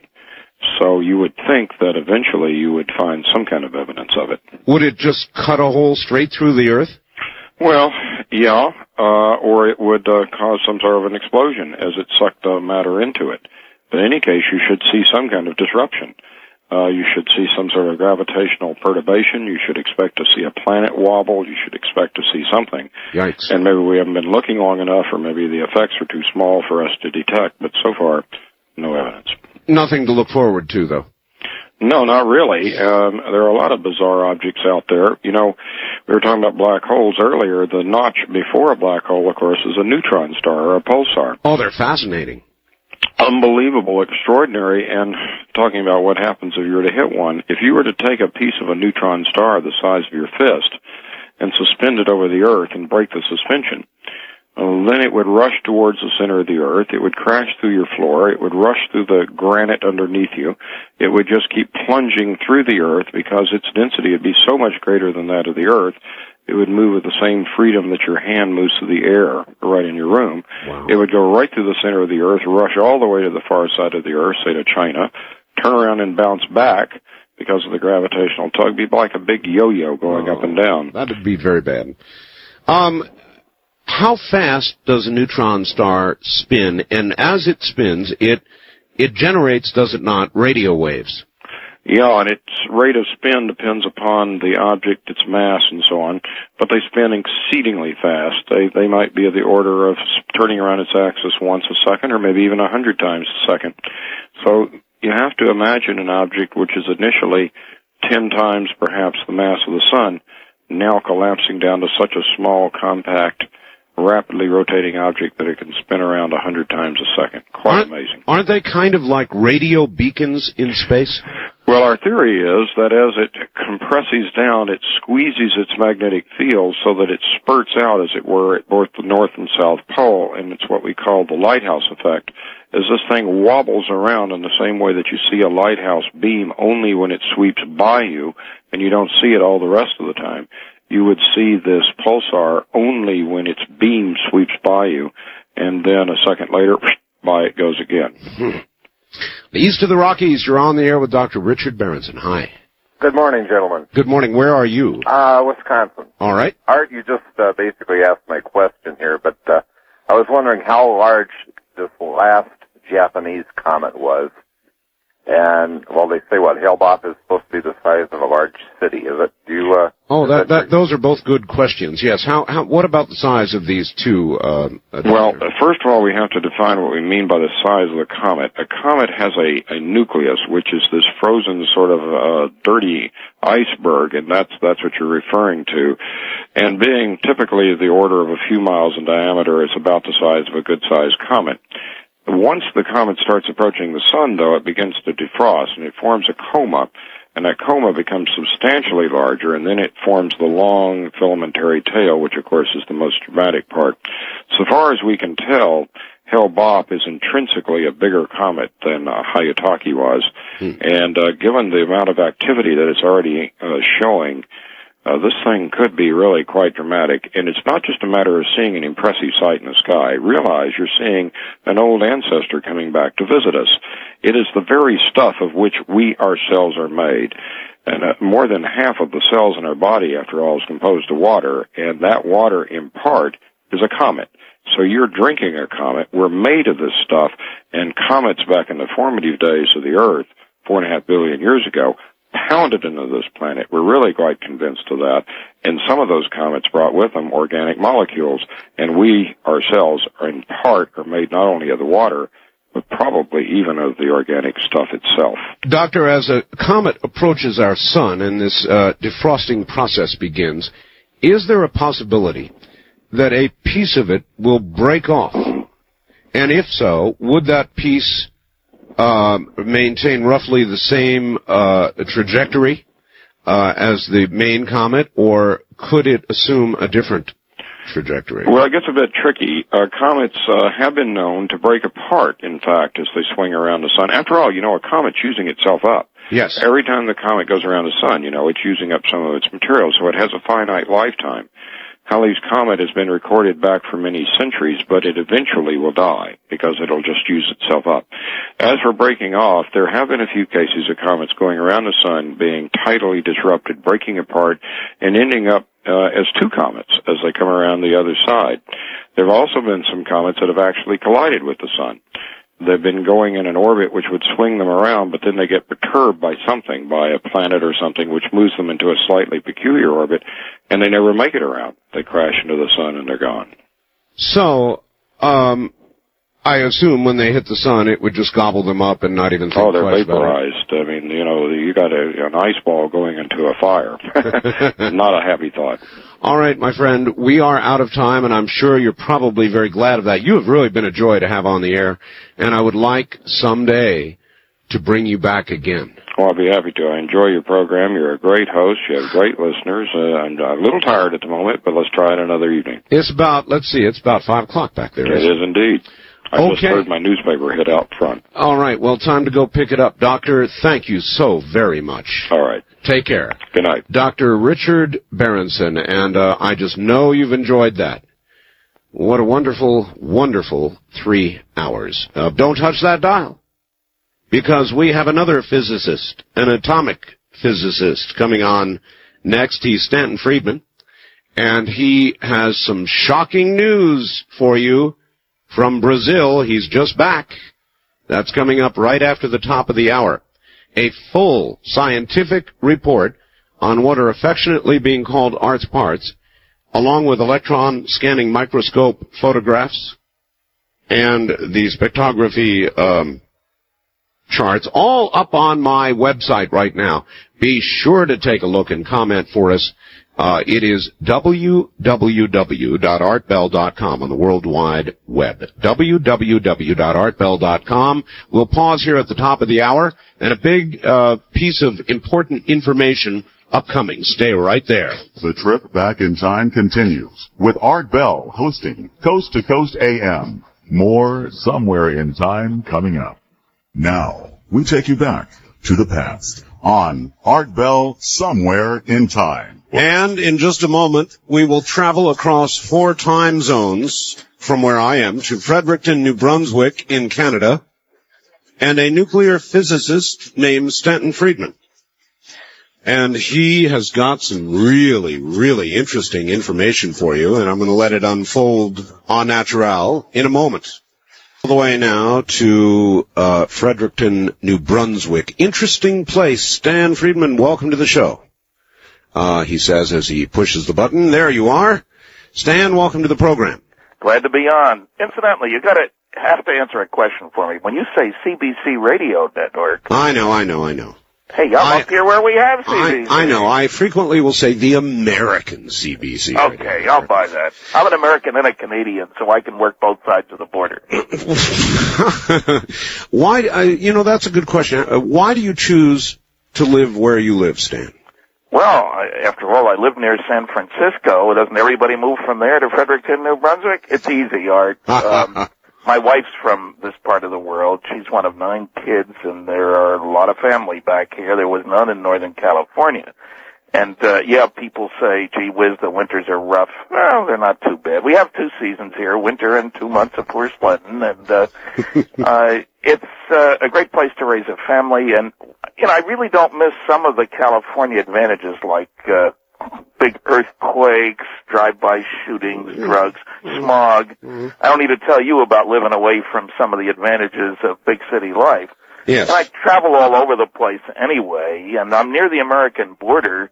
And I mention that because my post office box is in Maine, and people say, well, wait a minute, you said New Brunswick, you give out an address in Maine, what's going on here? Well, it's convenient and close, and Americans don't know postage is higher to Canada than it is to the States. So it's a great place. I recommend it, not in the winter time, but University of New Brunswick and all that stuff. For about 2 months a year, it's nice. Actually, for about 5 months a year. 5 months a year. All right, look, there may be a lot of people who don't know who you are, Stan. You really? are... Well, of course, it's always possible. You are a nuclear physicist. Give us a little bit about your background. Bachelor's and master's degrees in physics from the University of Chicago. Carl Sagan and I were classmates for 3 years, even though we're on opposite sides of the UFO fence. Then I've had a sort of weird career, 14 years in industry, working only on eventually canceled, very advanced, highly classified nuclear and space system development programs, things like nuclear airplanes, fission and fusion rockets, nuclear power plants for space, little companies like General Electric, Westinghouse, General Motors, TRW Systems, Aerojet General. I was an itinerant physicist, as it turned out. I didn't intend to be, but that's what happened. I got interested in flying saucers in 1958, a long time ago, just by reading a book and then reading a bunch more books. And I'm a little slow. I gave my first lecture in 1967. Found I enjoyed it, the public liked it, and much more important to me, the professional groups to which I spoke, engineering societies, Los Alamos National Laboratory, sections of the American Institute of Aeronautics and Astronautics, that sort of group, responded so well that when the bottom fell out of the nuclear and space system business in 1970, I went full-time as a speaker. I continued that until 1982, that I did a lot of nuclear consulting and stuff. And I kept up the lecturing, the writing, the investigating, even got, would you believe, research grants for UFO investigation, which were pretty rare back then. Oh, yes. And now I've spoken at more than 600 colleges, 100 professional groups, all 50 states, 9 provinces, 12 cities in England. Just got back from speaking in Brazil, Finland, Italy. I get around, and I've published more than 70 papers about flying saucers. I'm the original investigator on the Roswell incident dating back to the 70s, co-author of the book Crash at Corona, because actually nothing crashed at Roswell, it crashed nearer to Corona. Mm-hmm. And got a new book coming out sometime within the next 3 months, it says. I don't know when. What is it? Top Secret / Magic, MAJIC, about the infamous Majestic 12 documents. I've been to 15 archives. I get around. Because I worked on classified programs, I know something about security, and it reviews the evidence, including some new documents never previously published about MJ12, Majestic 12, and makes a strong case, I hope, only time will tell, I suppose, that some of the MJ12 documents are legitimate and therefore the most important ones ever leaked to the American public, because they state unequivocally that in 1947 a crash flying saucer was recovered with bodies, and that a group was appointed, Majestic 12, accountable only to the President of the United States. And the question, of course, is whether the documents are genuine. Yes. And there are a lot of armchair theorists out there who think they don't need to go to an archive, they can write letters, and those documents are obviously fraud, they say. I think I make the case in the book that they're not obvious frauds and that some are genuine, and it's been an exciting time with regard to MJ12 and Roswell and that crazy big fuss about the autopsy footage, supposed autopsy footage. Yes. And I have to say this, one of the highlights of the past year, besides finishing the book and a CD-ROM, UFOs, The Real Story, and frankly, as I'm incredulous as to how much information you can put on a CD-ROM, but I actually was involved in a debate at the historic Oxford University Debating Society last October, the very same place where O.J. Simpson appeared months later. The only thing is, I won. What a podium to share, huh? Yeah, it was kind of strange to watch him on television in front of that, because it's an old building, and the audience is right on top of the speakers. I mean, there's no stage or anything, you're just standing there. But you'll be pleased, or I don't know if you'll be pleased, somebody will be pleased to hear that the topic for debate, and the students involved, the men wore tuxes and the women wore gowns, I was incredulous, was this house believes that intelligent alien life has visited planet Earth.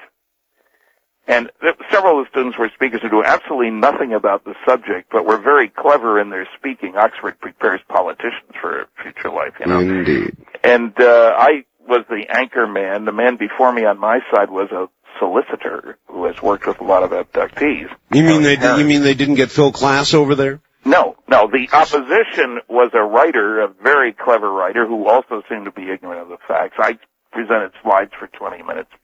Anyway, what was important is the bottom line. Only members can vote. Anybody can go to the place, but only members can vote on the topic at hand after the debate. And it was 207 to 140. 60% said, yea, verily, Earth is being visited by intelligent. Congratulations. Right. You won. Well, yeah, you know what surprised me? I did 40 interviews during that 2-week period. Radio, television, newspapers, whatever. There was a publicist going crazy arranging all these things all over England, and I found that 98% of the English journalists knew nothing about the subject. Many of my audiences, none of them had read any of the 5 large-scale scientific studies that I discussed. So even though there are some fine English ufologists, this was by and large a country which hasn't heard about the science side of things. So to get 60% under those circumstances of, a pretty good audience, Oxford University, was very pleasing to my partner and I. And why do you think they're so generally uninformed on the subject there? There is very much an attitude on the part of what I call the ancient academics, the fossilized physicists of the country, the journalists, that there's nothing to this subject, and very few scientists over there have spoken out at all. And so they're afraid of the tabloid side, and that's what they see. They're afraid of it. Yeah, fear of ridicule is a primary attribute, and I wasn't surprised at the results. If you look at the Gallup polls for the last 30 years in this country, and forget about the people who say, I don't know what's going on, 60% of the rest say, indeed, that flying saucers are real, and the greater the education, the more likely to say so. That is true. All right, let's for a second talk about Roswell. Is it, in your view, the best documented case, the most likely to have been true? Well, I hate to rank cases. Certainly there's been more attention given to it as sort of what somebody described to me as the holy grail of ufology. That's right, yes. Sort of a strange way of putting things. But there has, in comparison with any other case, there's probably been more attention paid, more witnesses found, clearer indication of government cover-up. And what people tend to forget, this is, 1996, I think. We're talking a long time ago, so of course a number of the major witnesses have died. You can't help that. But when I hear people attack some of the witnesses, just a UFO nut and things like that, I get angry. I was the first to talk to many of the key witnesses, and remembering that the 509th, the military group involved at Roswell Army Airfield at the time, was unique. It was the only atomic bombing group in the world. There were hand-picked officers, hand-picked men, high security. A key witness, for example, was, at that time, Colonel Thomas Jefferson Dubose. He was at the 8th Air Force headquarters in Fort Worth, Texas. The 509th reported to the 8th Air Force. Right. 8th Air Force was part of the Strategic Air Command. A nice clear chain here. Dubose was the chief of staff to General Roger Ramey, head of the 8th Air Force, under which was the 509th. Now, Dubose, not only a West Point grad, 18,000 hours as a pilot. He set up the Air Force's search and rescue team. I spent time with him at his home before he died. When he tells you that he got a call from the acting head of the Strategic Air Command, telling him on July 8th, 1947, to cover up this story, to send some of that wreckage up here when it gets there with one of your Colonel Couriers, and never to talk about it again, that's an order. Do I need to put it in writing? And Dubose says, no, sir. When a couple-star general tells a colonel what to do, he does it, That's right. I got that directly from him. That isn't made up, reconstructed, suggested by the evidence. He told me that, face to face. Well, there's more. There's Goldwater and LeMay. I've got that on tape. Yeah, there are outstanding people involved, and even Major Jesse Marcel, the intelligence officer for the 509th. Now, there have been 4 different television programs. They all portrayed the wrong notion of how his story came to light, making him sound like an angry old man who wanted to vindicate himself because he was treated badly in 47. That's right. That's hogwash. I got to him the simplest way possible. I was at a television station in Baton Rouge, Louisiana, 1978, early in the year. The same day I was speaking at Louisiana State University. Flying saucers are real. And the station manager is embarrassed because the third reporter to whom I was supposed to speak was late. Not there, and the guy knew I had a busy day scheduled. Out of the blue, we're having coffee, chit-chat, idle, and he's embarrassed looking at his watch. Where the heck is the reporter? He finally says, the guy you ought to talk to is Jesse Marcel. And brilliant investigator that I am, I said, who's he? Oh, well, he handled pieces of one of those saucers you're interested in. when he was in the military. Well, needless to say, that woke me up. I'm sure it did. What do you know about him? Well, he lives over in Houma, Louisiana. I didn't know where that was at the time. I was there later. And we're old ham radio buddies. Good guy. Well, the reporter showed up. I'm so glad that reporter was late. Next day, I called Major Marcel. I called information, got his number, talked to him. He hadn't talked to anybody about this in years. But he told me what he remembered. He didn't have a date, though. This is over 30 years later. I was at Bemidji State College in Bemidji, Minnesota. I'm sure they hear you up there. Yes, they do. And a couple comes up to me after a full house lecture and says, ever hear anything about a crash flying saucer in New Mexico? Well, yeah, I've heard stories. Tell me more. They tell me about a friend of theirs who worked for the government, mind you, the Soil Conservation Service, another outstanding individual, in Socorro, New Mexico. Mm-hmm. And he had told them about coming across a downed flying saucer with bodies next to it. I got that information, passed it on to Bill Moore, with whom I had worked very hard on the research that led to the first book, the Roswell incident, first book about Roswell, 1980, mind you. Right. And Bill had a story from an English actor, actually a Canadian, but he lives in England. He's still alive. I talked to him a couple months ago. Huey Green. He, on the radio, heard stories about a crash flying saucer while heading toward Philadelphia from Los Angeles. When he got to Philadelphia, nothing. He could pin down the date. End of June, early July, 1947. Bill went to the University of Minnesota Library, started going through all the newspapers, and there was the story. And a lot of people think, because the article has been seen so many times on television, that the story only appeared in the Roswell Daily Record, hardly one of the world's great newspapers. Matter of fact, probably the best newspaper in Roswell today, because it's the only one. But anyway, actually, it appeared in the Chicago Daily News. Actually, it's a good newspaper. We're on the air in Roswell, too. Okay, it is a good newspaper, and the people there have been most cooperative. But the article did appear in the Chicago Daily News headline, in the Spokane Chronicle, in the Sacramento Bee, probably in all those cities, too. Sure. In the Los Angeles Herald Express, full-width headline, Army finds flying saucer. It was all over the place in evening papers. I stress the evening because of the timing of the press release. July 8th, 1947. The cover story went out 5 hours later from Fort Worth, Texas, from General Ramey. Next day's papers said, Ramey empties Roswell saucer, and that was the end until I got involved more than 30 years later. So, Major Marcel never sought attention. He talked to people who contacted him. I gave his name and number to several media people, did some television interviews, all that sort of thing.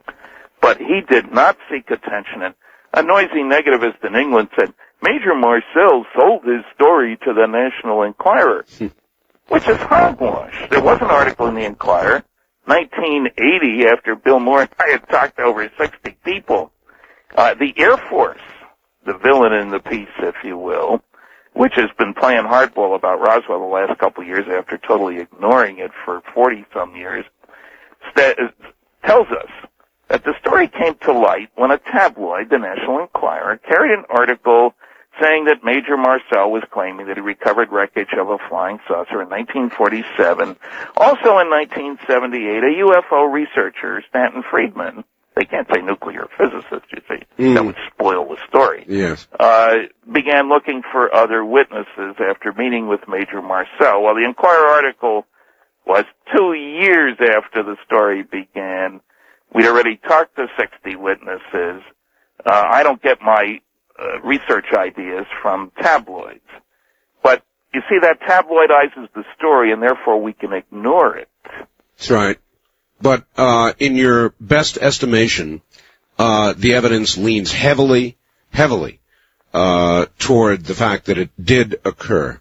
Well, more than heavily. When you look at all the testimony, and people are attacking now the Air Force, would you believe that one of the Air Force guys who wrote that was involved in that, it's $52 if you want the report, incidentally.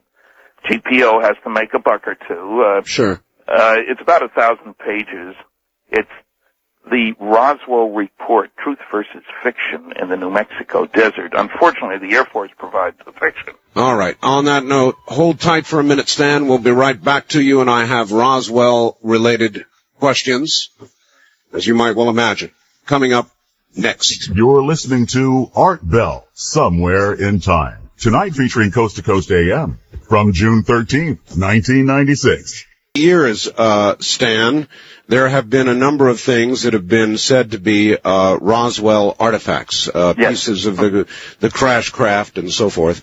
One piece in particular was given to the Roswell Museum, and so we have that to talk about. And then, what do you make of that? If I can get your assessment first, what do you know and what do you make of it? Well, okay, the story is Party A gives it to who was supposedly there at the recovery site, gives it to Party B, who is very fearful that he'll be killed if he says who he is, who gives it to Party C, who goes to the museum in Roswell. The thing was in a frame, literally a picture frame. It's several inches long. Right. And it's doesn't seem to be corroded. And what we know so far is it's made out of copper and silver. Two common dense elements. It's used for decorative purposes, used for all kinds of things. Copper's all over the place, as you know. I don't know what to make of it. I see no reason so far without a provenance, who was the first guy and was he really at Roswell? Sure. Obviously he's not seeking attention. It's in my gray basket, maybe.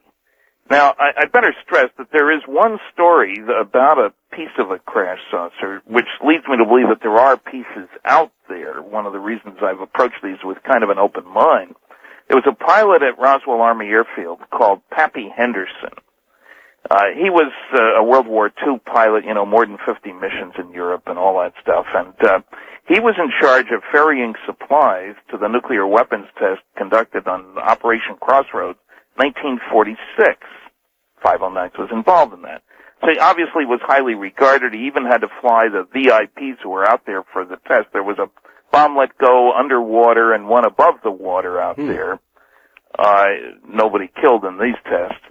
And so Pappy, in the early 80s, saw an article in a newspaper about a crashed saucer at Roswell. This is because the first book, The Roswell Incident, was already out at a supermarket. And he tells his wife, Sappho, that, he'd always wanted to tell her, but this was classified. But since there's an article in the newspaper, obviously some of it's been declassified.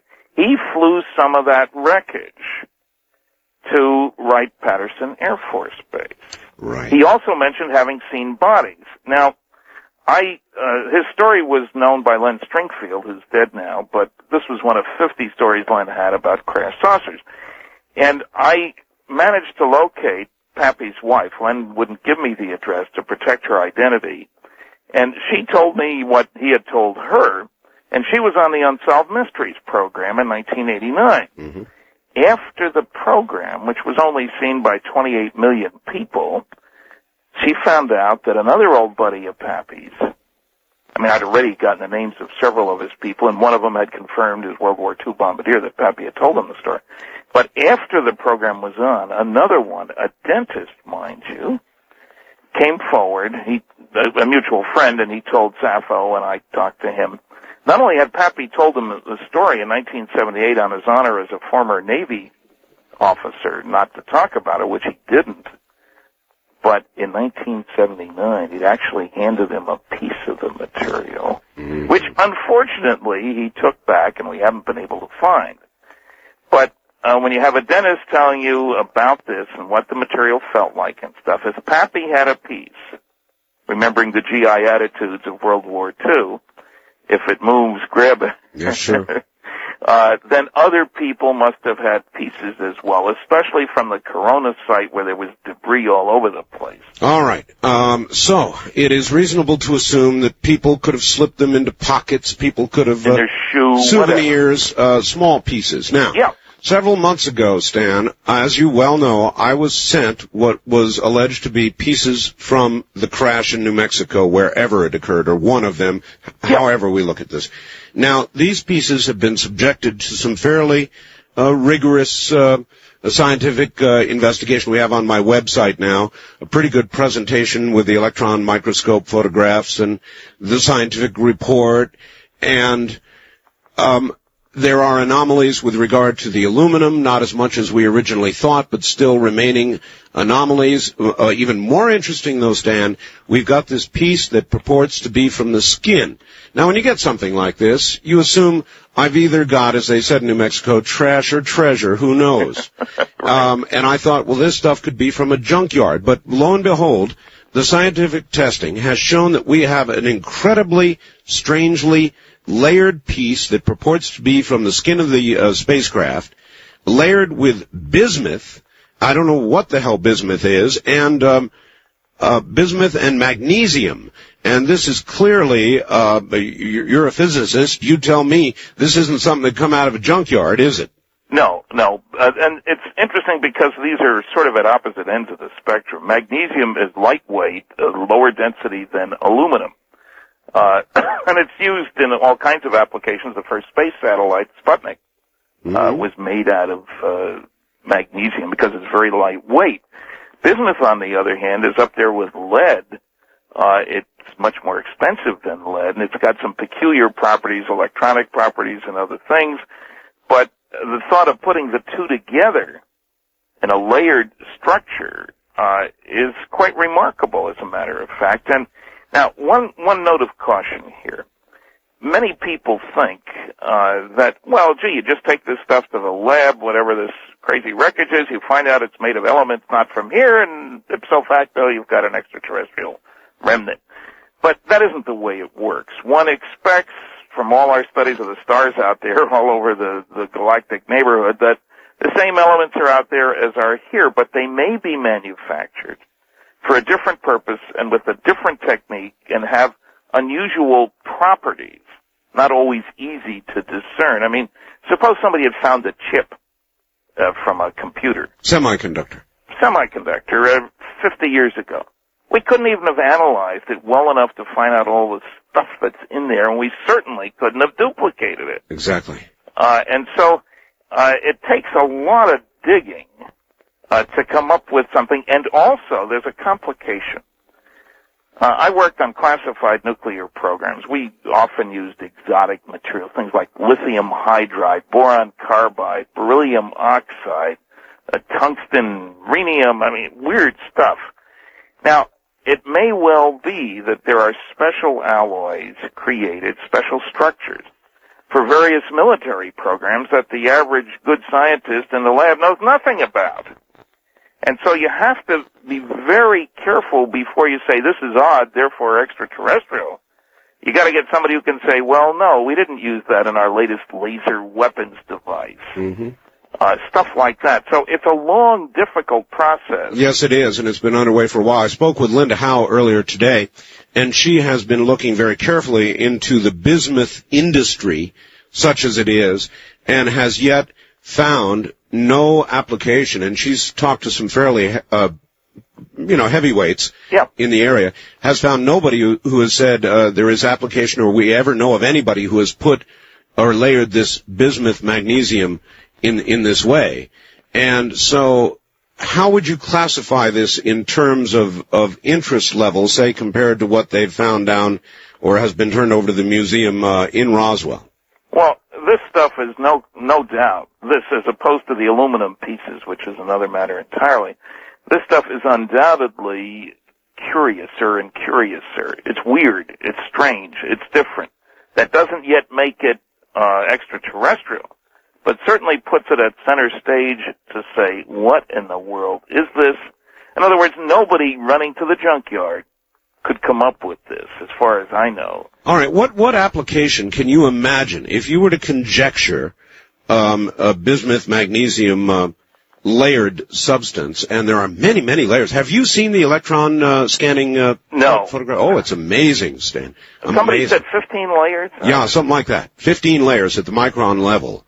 And that's weird. That's not easy to do, incidentally. Right. I will tell anybody who says, "Oh, I can make that." Yeah, go ahead, show me. All right. There are several possibilities here. If it really was from skin, and if this device used not jet engines, obviously, or internal combustion engines, if there was, say, an electromagnetic or magneto-aerodynamic system, and I've been talking about such systems since the late 60s in my congressional testimony, because there is work that points in that direction. If there were, then it may have very peculiar electrical and magnetic properties. That's one major possibility. There's a lot of work showing if you can create electric and magnetic fields at the right orientation to each other, you can control heating, drag, lift, radar profile, a whole bunch of other things by running a current through the outer boundary of whatever you got going up there. So that's one possibility. Another is that it may fulfill one of the objectives that you need. For example, heat protection. It could be, I don't know of any superconductor made out of just those two metals, but there are special superconducting materials which allow for the passage of a very high current, the creation of a big magnetic field, etc., that are made out of bismuth compounds. But these aren't compounds as far as we can tell. Where is bismuth in the elemental table, do you know? It's way up there. Like I say, close to lead on the chart. And normally found, it's similar to lead in a lot of its properties. For example, here in New Brunswick, Canada, we mine a lot of lead and zinc, and they recover bismuth at the same time. It's present in much lower abundances, but it's a byproduct of the production of these other materials. Compounds, this may sound a little strange, but because lead and bismuth together, they make compounds which have low melting points. They can be used as a heat transfer agent, believe it or not. And they're dense, so they're good gamma ray shielding material. And in a reactor, people have actually run heat transfer systems with lead and bismuth. Now, it's heavy, not quite as heavy as mercury, for example. So it's a high atomic number element that most of us won't see. There are some organic chemical compounds with some medical properties and stuff that have bismuth in them, but not in layers with magnesium, believe me. Yes, the other interesting thing about it, of course, is it's very charred on the outside, very charred, as though well, I don't know, just charred, and heated, yes, heated, there you go. And then there's the aluminum pieces. Interesting, they say the spike is just tremendous purity, but the interesting thing about the aluminum is the sand. In the electron scanning photographs, this aluminum hit something very hard, Stan. It's got sand embedded in it. The pictures are very graphic. So yeah, I saw that discussion. Fascinating on that end of things. So yeah, so the whole thing is stranger and stranger, and the deeper we dig, I take it you talked to Linda earlier in the day. She's beginning to get in a sort of quiet way, pretty excited. Well, yeah, and one thing I should stress here, and a lot of people may not realize, Linda doesn't have a real budget for analysis. That's right. A couple of years ago, a colleague and I thought we would have access to some pieces of material, okay? I've been down this road. So we lined up a lab, an outstanding testing lab in Southern California, which does forensic testing. In other words, for example, if an airplane crashes, was it a failure of something, in which case millions of dollars could ride on the analysis of that? Was it failure of an electronic component? Again, you've got to really do first-class forensic testing that can stand up in a court of law with the other lawyers hitting at you, so you really got to know your stuff. We lined up such a lab. We were hoping to get access to a piece of material, very lightweight, supposedly bendable material that you couldn't scratch with a knife and stuff, about a few inches square, okay? We felt that in order to get that analysis done properly, obviously depending on what happens the first time, the second time, what tests you run without destroying the material, good idea, you know, that it would probably cost about $20,000. Right.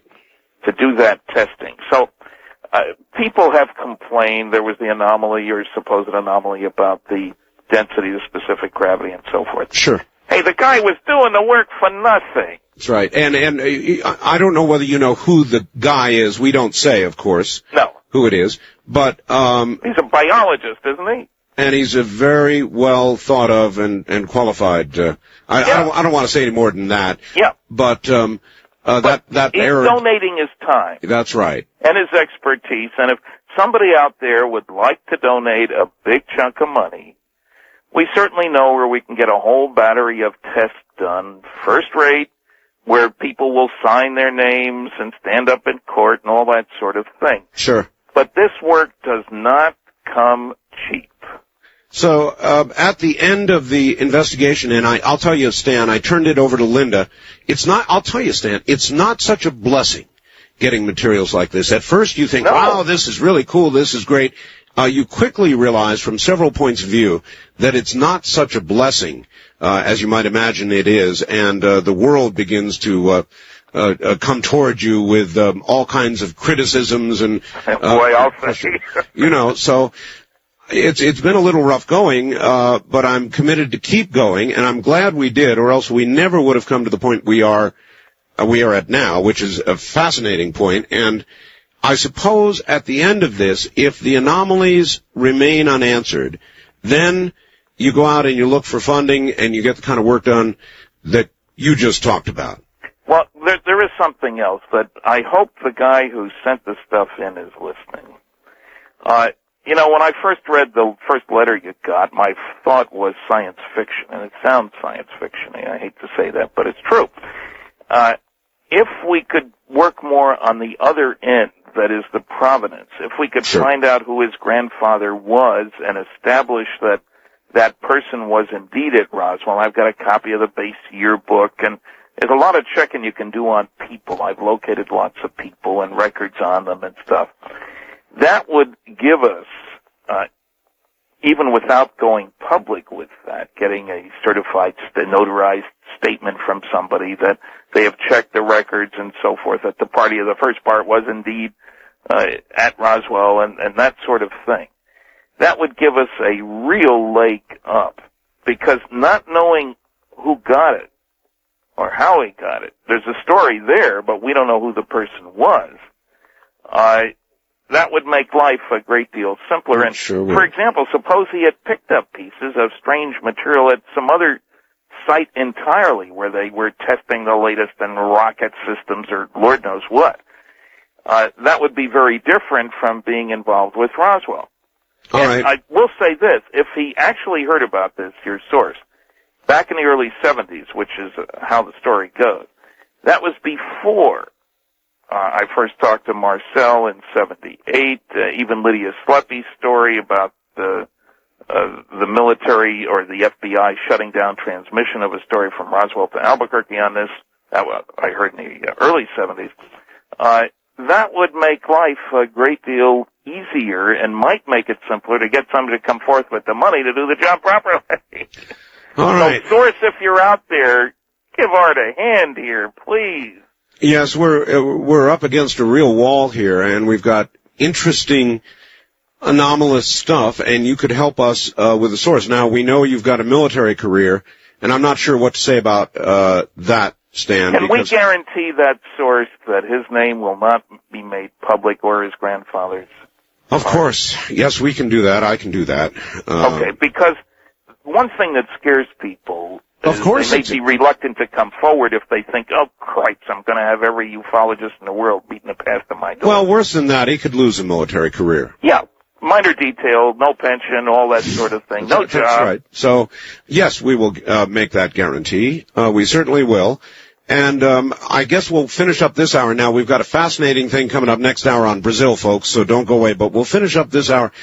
Stan, do you know of anybody right now who has artifacts that are being tested that look as promising or interesting as what we have now? Not that I know of. Absence of evidence is not evidence for absence, but I don't know of any, and the Roswell Museum people normally tell me about such things. So, no, the answer is no. So, we've got the most interesting lead at the moment. Right. All right, Stan, stay where you are. We'll be right back to you. My guest is Stanton Friedman, a nuclear physicist in New Brunswick. And by the way, if you want to see the report on those materials, my webpage is www.artbell.com. Take a look. It's fascinating. We'll be right back. This is Premier Networks. That was Art Bell hosting Coast to Coast AM on this Somewhere in Time. Premier Networks presents Art Bell, Somewhere in Time. Tonight featuring Coast to Coast AM from the 13th of June, 1996. So I'm Art Bell, and my guest is nuclear physicist Stanton Friedman. He'll be back in a moment. The Roswell crash was 1947. That was then. This is now. I began to hear rumors about it on the internet not long ago. Something about a crash in Brazil. Now, when I first saw them, I dismissed them pending further information. Guess who just came back from Brazil? Stan Friedman. That's right. And he knows a lot about what may have just happened in Brazil. Coming up next.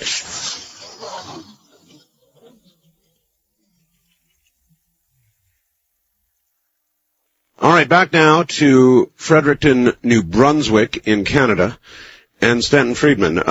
Stanton, when you get some things over the internet, you go, yeah, right. And with a lot of things that flow over the internet, you should go, yeah, right.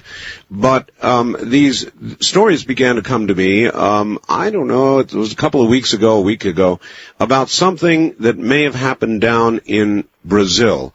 And I sort of put them aside. Something may have come down, something to this world from elsewhere in Brazil, and I thought, yeah, right. But you were in Brazil, weren't you? Yes, I was down there. Now, I should stress, because I had several phone calls of people who thought I heard this story and hopped on a plane. Sorry, no budget for that, guys. So you were just lucky? Well, yeah, the timing was lucky. I'd been invited to this conference in Curitiba, Brazil, which is a couple hundred miles from Sao Paulo, many months ago, and I'd agreed to go down and to give a talk, crash flying saucers, all that jazz. Sure. I speaking in English and being translated, and then speaking in English, boy, that's tough, frankly. Yes. The holding on to your attention while they translate, never sure whether the audience is hearing what you said or thought, or whether the interpreter has done a little interpretation there. But anyway, before I went down, the man in charge of the conference had notified me that there was quite a fuss about this Varginha case, about the capture of a couple of alien bodies with nets of alien beings and them being sent off to the States. And frankly, I had a very highly raised eyebrow, Sure. because it sounded weird. But he promised me that at the conference there would be people that I could talk to who spoke English. Okay. That would give me the inside story. Now, it turns out that in the interval from when I was invited to when this conference took place, and I just got back on Tuesday, that there's been even more investigation and more coverage in the Brazilian press. A major magazine, sort of the equivalent of Time or Newsweek or Weekly, U.S. News and World Report, that sort of thing, carried a story on May 22nd, 6 pages, a cover story with pictures. And they interviewed a number of the witnesses and so forth. And I was fortunate enough, while I was down there, to be able with two other well-known researchers, John Carpenter, who's a psychiatric social worker from Springfield, Missouri, I know him, who is in charge of abductions research for the Mutual UFO Network, has worked with 150 abductees, and I've known John for a number of years. And Graham Birdsall, who publishes UFO magazine in England, which has a worldwide circulation of about 50,000, which for a UFO magazine is quite something special. They were both there, and we were able to meet with a man, one of a team of people who gave to our paper there. This man has money enough, and I bring that up because it's hard to do the research without money. We know. He owns 3 coffee plantations, okay? John Mack was also down there, wasn't he? Well, that's what I was going to add. And we found out that John Mack had been down there, met with some of the witnesses. We interviewed this researcher and got the whole story on videotape. John Carpenter has a tape of that. He speaks great English, so there's no problem that way. We are having a lot of stuff translated. And the story, as we got rid of the cultural problems, I mean, for example, one thing that bugged me, what do you mean the fire department came out with nets and captured this thing? That doesn't make any sense to me.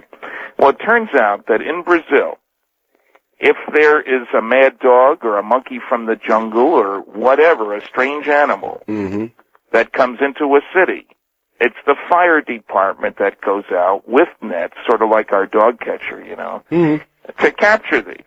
Now, the man that we talked to has talked to military people. He has talked to medical people. He's well connected, as it happens, right in the area where this happened. And so as the story evolved, it seems that several bodies were recovered of, I'll call them creatures because I don't know what other term to use, frankly. I don't want to say ETs, but it certainly doesn't sound like anybody from around here. Little guys, short, big heads, skinny bodies, oily skin. Oily skin. It looked as if somebody had brushed oil on them. Brown skin. Big, real big, red eyes. Red eyes. No genitals, apparently, from what we heard. No clothes. And the beings, I'll use the word dazed. Obviously not in great shape. Obviously not able to leap with great bounds and escape the people who were around. Whether they were having trouble because they hadn't eaten or were injured, or we just don't know. Some sort of state of shock. Yeah, seemingly, and more than one creature. And the initial report involved 3 young ladies, 2 sisters, ages, 14 and 16, I think. 22, yeah, the 2 girls were 14 and 16. They had a friend with them who was 22. All right. And they were walking home. Go past an empty lot, they look over, and one of the girls at first thought it was a statue. Here's a creature, bent down, seemingly in distress, not moving or anything, and they screamed. I mean, you know, there were 3 bumps on the head as well, incidentally. And relatively large feet, and crouched down. And the girls scream, and one of them thought it might be the devil because it sounds a little, you know, red eyes, bumps on the head, the whole business. I understand. They go screaming on home, and their people in the neighborhood hear them, and there's some other people who see the being. And the mother calls the fire department, and they come on out and eventually capture the being. And we have other stories, a story in the morning, a story in the afternoon, and stories about a saucer sighting in the neighborhood, if you will. I say saucer. It's the shape of a submarine.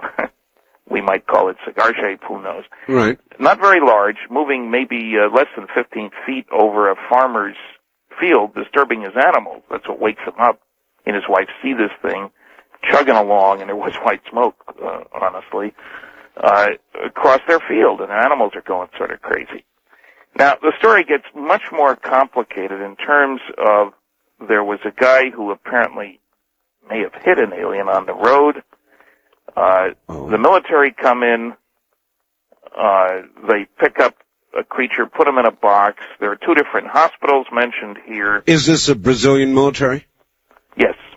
Well, I should add that there's a connection in Brazil between the military, the fire department, the police departments. There are a couple of named military installations in the area, and the man we talked to has talked to some of those people, and he's been threatened, incidentally. And apparently an attempt was made to bribe the young girls by guys in suits, and it's an area where you don't expect to find guys in suits, you know. That's a funny way to describe somebody, but, you know, this is not downtown Washington, D.C. Right.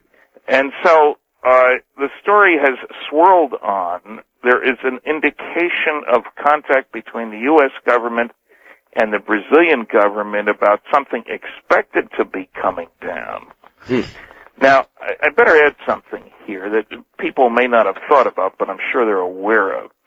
namely that all governments, especially the Americans and the Russians, anybody who puts satellites up, would love to get their hands on the other guy's technology. If a spy satellite were to come crashing down. No doubt about it. I mean, that's valuable stuff. And, I better add, that we have military satellites in space in polar orbits that cross over the entire Earth over a period of time. And at those satellites, you know, these are with the cameras that you can read the license plate in the Kremlin parking lot, that sort of thing. The KH series. Yeah. These guys are looking for re-entries. You know, if it's somebody else's missile, you certainly want to know that. But, that's right. So you could have an alert system, and we undoubtedly have a reward system. Anybody around the planet, hey, if something comes down, ours, theirs, anybody. Remember, you got to recover your own too, because you don't want the other guy to recover it. I'm sure we have such a thing, of course, and so we've got it with Brazil, I would imagine. It's a big country. Sure, if something comes down in Brazil, the following offer stands. Yeah, and Brazil is a place where offers matter, I was told. I won't say bribery and corruption were an everyday part of life, but I've been assured that perhaps they are in places. And, you know, it's with good, this isn't necessarily all bad. You know what I'm saying? Yeah, of course. If a piece of hardware comes down, you want to recover it. It's national security. Yeah, that's the big game in town. And so the story is evolving. I went down there quite skeptical. I found out that, while one should always be skeptical, that John Mack was apparently very impressed after his interview with the girls, and he spent several hours with the three of them, that they're not lying. There's a consistency from the man we spoke to about what the military say, the medical people say, whole bunch of doctors. One of these bodies at least is dead. Another one was still alive at the time and was apparently shipped off to the United States. What about the craft? Well, the only, aside from this visual observation of this strange submarine-shaped thing quietly moving around a guy's field, there are other reports of trucks filled with strange, shiny wreckage. Really? So I am very hesitant. I got asked down there, well, okay, what do you think this competes with Roswell? And I have to say, not yet, because we don't have the direct connection between these strange bodies and a craft and people who see the two together. In other words, we need more linkage here. That doesn't mean there isn't such a connection, but this is in its early stages. The people who were involved are still alive. You know, this is January we're talking about. Sure. And so, there apparently the cover-up effort has not been fully successful. And so I'm very optimistic that there will be more information. The press attitude has been good. And I stress that because if the press attitude is ha ha ha, people don't come forward. Do you mean the press attitude in Brazil? Yes. Because other than the little internet leakage there certainly has been nothing significant in the American press yet. That's right. And what I'm saying is for the locals, people who might know something, somebody who knows somebody who was at the hospital, that sort of thing, or who was in the military, the press attitude has been straight, which is all one ever wants. In other words, this is a story like a murder story or a plane crash story or something like that. Witnesses have been spoken to. Here's what they say. There is consistent testimony from a lot of different people independently, and it's been played like a straight news story. So the mainstream press there is playing it straight. Now, if that story were to now be covered here, what kind of play do you think it would get here, or what? Well, I'm afraid of what it would turn out to be like. There'd be a brief story that doesn't explain things that would immediately be jumped on by the powerful American press. I'm thinking of how they've treated the Air Force and the GAO with regard to the Roswell story over the last couple of years, where the Washington Post and the New York Times, two outstanding newspapers, have gotten all the data wrong, basically because they presume there was nothing to it and they could just soak up the Air Force comment. So what I'm hoping will happen is that a major effort will be mounted to go down there, I'm ready to go back. Incidentally, about press, we had this UFO conference down there, you know? Right. Front page story on the local paper. Curitiba is a city of well over 1 million now. We're not talking a village out in Big city, yeah. Yeah, and not far from Sao Paulo and so forth. And, you see, my picture was on the front page with a CD-ROM I'm holding up about UFOs. John Carpenter was pictured on the front page on a different day. And we asked people to translate, of course. And it was not silly season hits Curitiba. It was taken very seriously. And so I'm optimistic that more information will come forward. A book is probably in there for somebody down there, because there were so many different strands of what was going on and where it was going on. And incidentally, Art, I'd like to make an offer. I've got a 2-page report from a English language, actually by an American who lives down there, on the Varginha case. This just came out a couple weeks ago. Oh. And I'd be happy to send a copy if people will send me a self-addressed stamped number 10 envelope. And you can imagine if I had to write all the envelopes and put all the postage on, it's an enormous chore. A copy of this 2-page article about Varginha. I'll have a list of my books and papers and about the CD-ROM and all that stuff too. Well, but what's known about the incident down there? You've got a 2-page report and you're willing to give it to him? Yeah, and just a self-addressed stamped envelope. Send it to Stan Friedman or UFO. Post Office Box 958, Houlton, Houlton, okay. Maine, which is M-E, folks, not M-A, right. 04730-0958. And I know from past experience that there are a lot of people who are going to send the envelope. That's why I say self-addressed stamped, please. Sure. But it's the latest on Varginha that's available anyway. It's in English, and it may open a few eyes. And this is a story that's ongoing. All right, let me help you out here, because I know, Stan, from experience, it's the middle of the night in a lot of the nation, and people are racing for a pencil or a pen. So let me repeat it. Send it to Stan Friedman, and that's Friedman. Right. And I assume, Stan, that your post office is like mine, and if it just comes UFO, it gets to Stan Friedman. Well, yeah, but it's nice to put in the post office box number. All right, and you'll really give them a 2-page report free of charge, eh? Free of charge, no question, and we want to spread factual information, and incidentally, this stuff is not on my computer, so I can't email it to anybody. I'm a neophyte at that stuff, and I don't have a scanner and all that. So, I realize I get people emailing me, in effect saying, hey, send me all you have about, or email me all you have about the physics of flying saucers. I know I get this sort of thing, too, and there's simply no way. No. Even if you had the computer, you couldn't handle that volume of requests or even that volume, so. That's right, and I've written a 20-page paper on the physics of flying saucers, and the cosmic Watergate and Roswell and MJ-12 and all this stuff, and there's just no way I can do that. So I'll send them a list, they can get what they want, but they'll get the free 2-pager. All right, well, that's good, because it certainly is not widely known. All right, Stan, hold on. We'll be right back to you, and we will go to the phones. This is Premier Networks. That was Art Bell hosting Coast to Coast AM on this Somewhere in Time. Now, we take you back to the past on Art Bell Somewhere in Time. My guest is Stan Friedman. He's a nuclear physicist in Fredericton, New Brunswick, Canada. And he'll be back in a moment. If you have questions, we'd love to have you come forth now.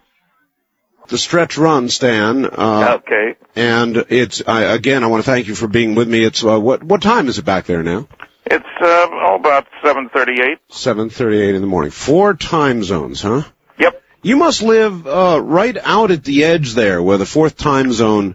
It starts at the border between, Maine and New Brunswick, and I often talk to people in the state, tell them how many hours you can't be. I said, hey, there's a time zone, the Atlantic time zone. What do you want from me? It changes when you cross the border. Well, there you are.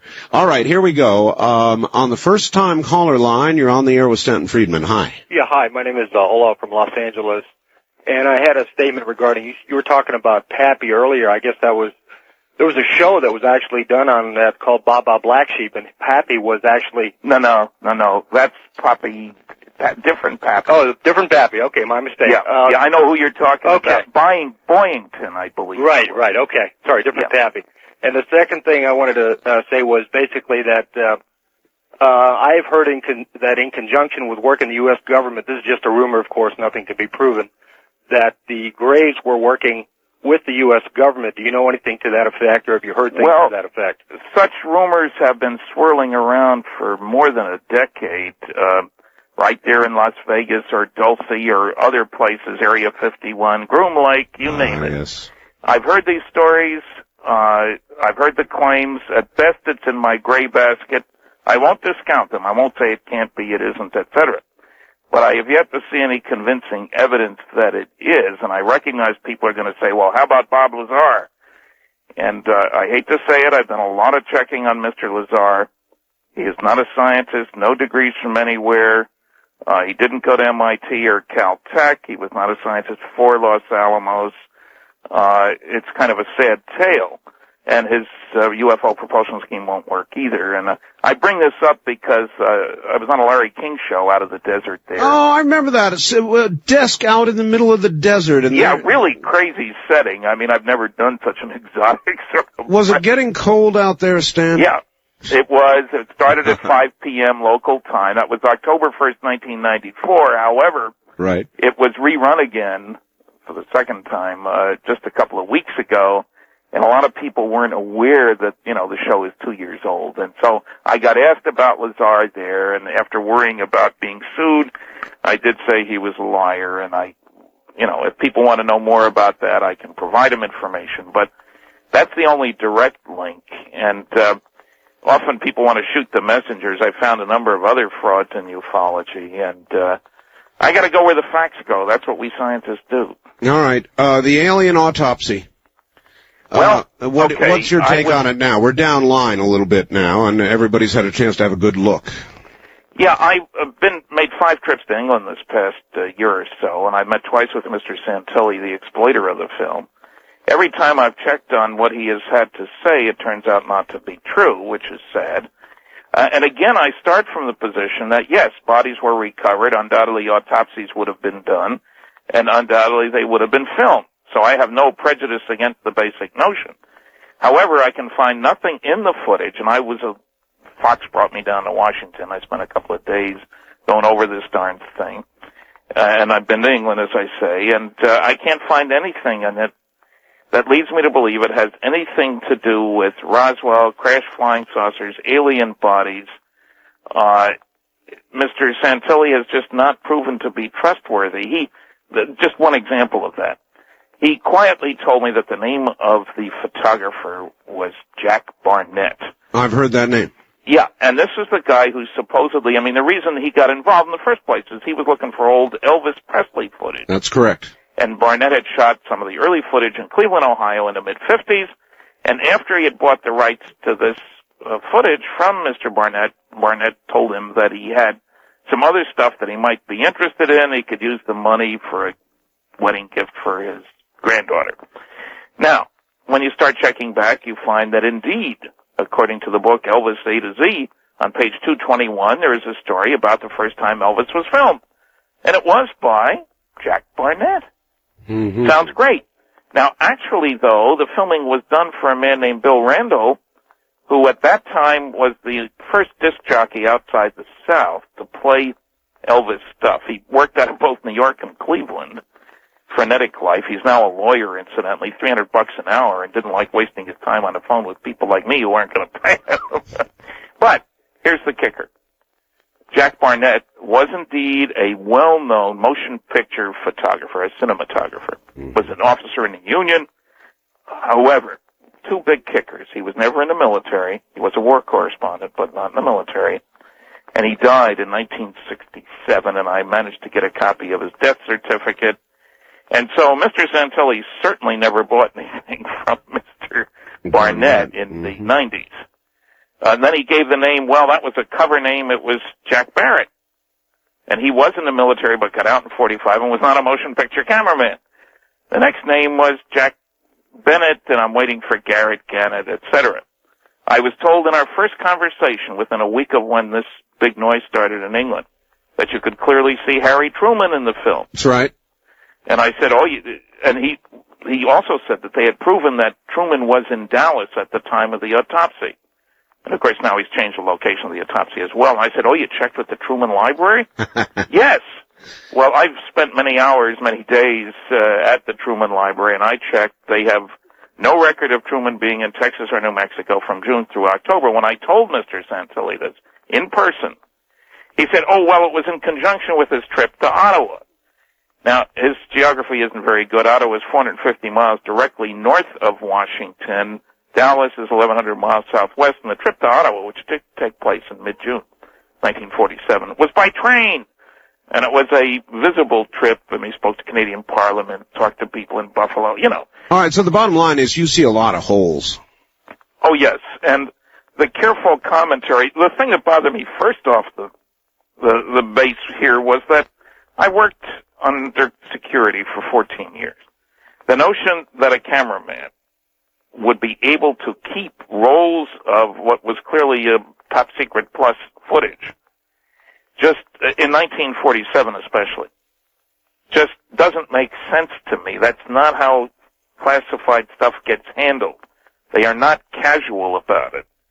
And Kent Jeffrey, who's done a splendid job of gathering up some old-time cameramen, military guys, respectable guys, has found that this would violate all the rules, how the film was shot and all the rest of that. Now, what I cannot do, Art, unfortunately, is tell you that this film was made by company XYC on January 39th, 1992 at this studio. I don't have the genesis of it, but the burden isn't on me to provide that. No smoking film canisters yet. That's right. All right. That's right. All right. West of the Rockies, you're on the air with Stanton Friedman. Hi. Hi, Art. Hi, Stanton. Hi. Hi, this is Carol from Los Angeles. I spoke to you about 26 years ago when I saw a flying, when I saw a flying saucer here on, off of, Melrose on La Brea. My goodness. And you sent me papers and I had to fill them out.